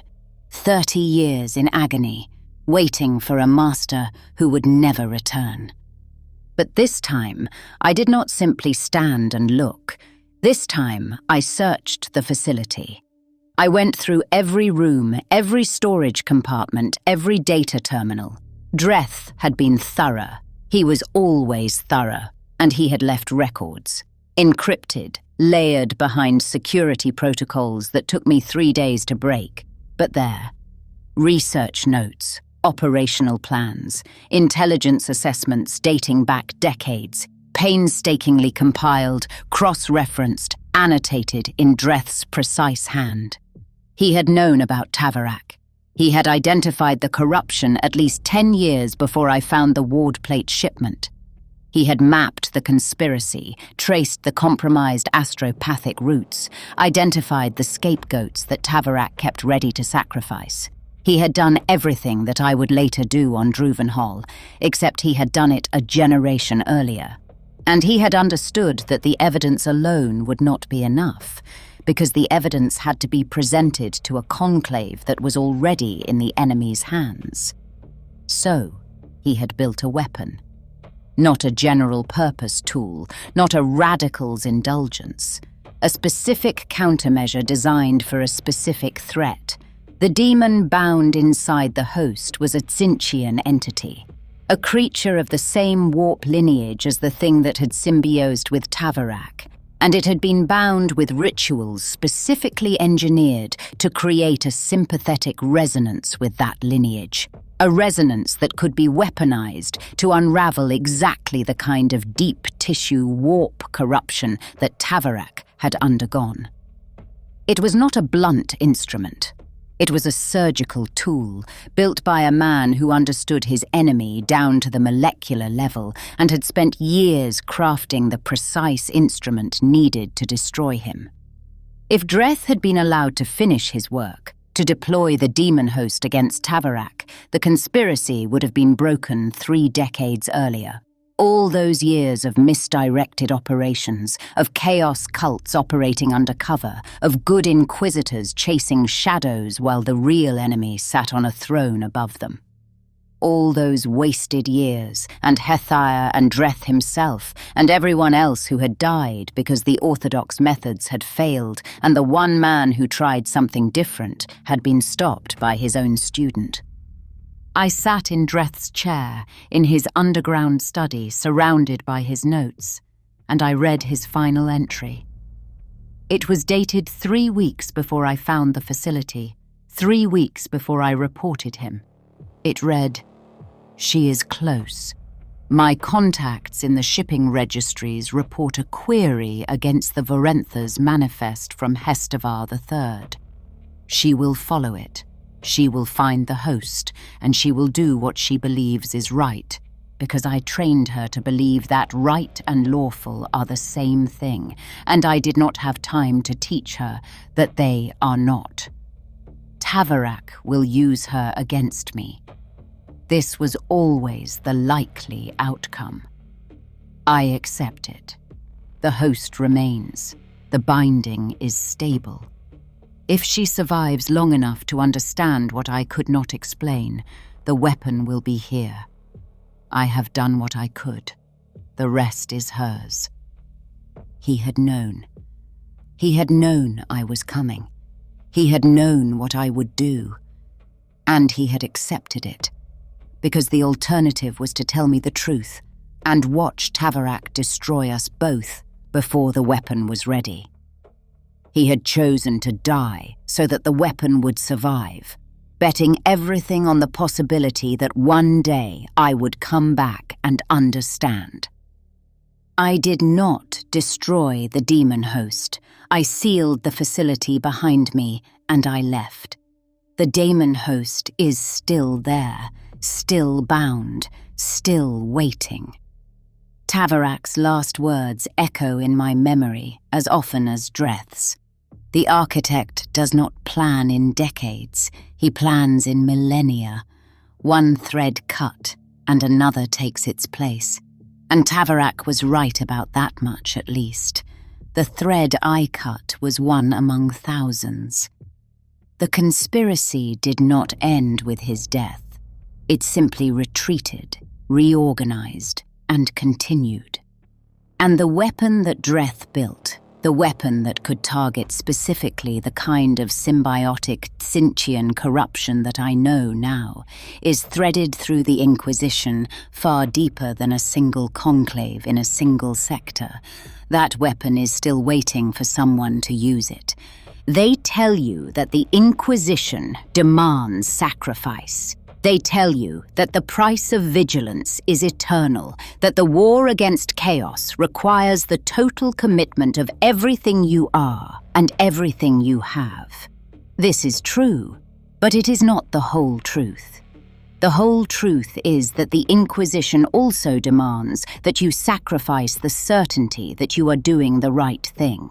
It demands that you act in the dark, with incomplete information, against enemies who are defined by their ability to make truth indistinguishable from lies, and it demands that you do this knowing that you will never, not ever, be sure that the choices you made were the correct ones. I am 114 years old. I have served the Ordo Malleus for a century. I have killed in the Emperor's name, and I have killed for reasons that had nothing to do with the Emperor at all. I have been a Puritan who condemned a heretic and a radical who used a heretic's tools. I have been a weapon in the hands of those I trusted and a weapon aimed at those who deserved better. I have carried the rosette of the Inquisition for 77 years. And I cannot tell you whether the woman who carries it now is the same woman who received it, or whether that woman died somewhere along the way and was replaced by something shaped like her, but fundamentally different. This is my testimony. Make of it what you will, you who are listening, you who came after me. You who carry the same emptiness I carried and will need to know what it cost. The recording is ending. The light on the device is blinking. And somewhere out there, on Vorenthas, in a sealed chamber beneath a dead world, something that was once a weapon is still waiting for someone to decide what it is for. I have not decided yet. But I'm running out of reasons not to.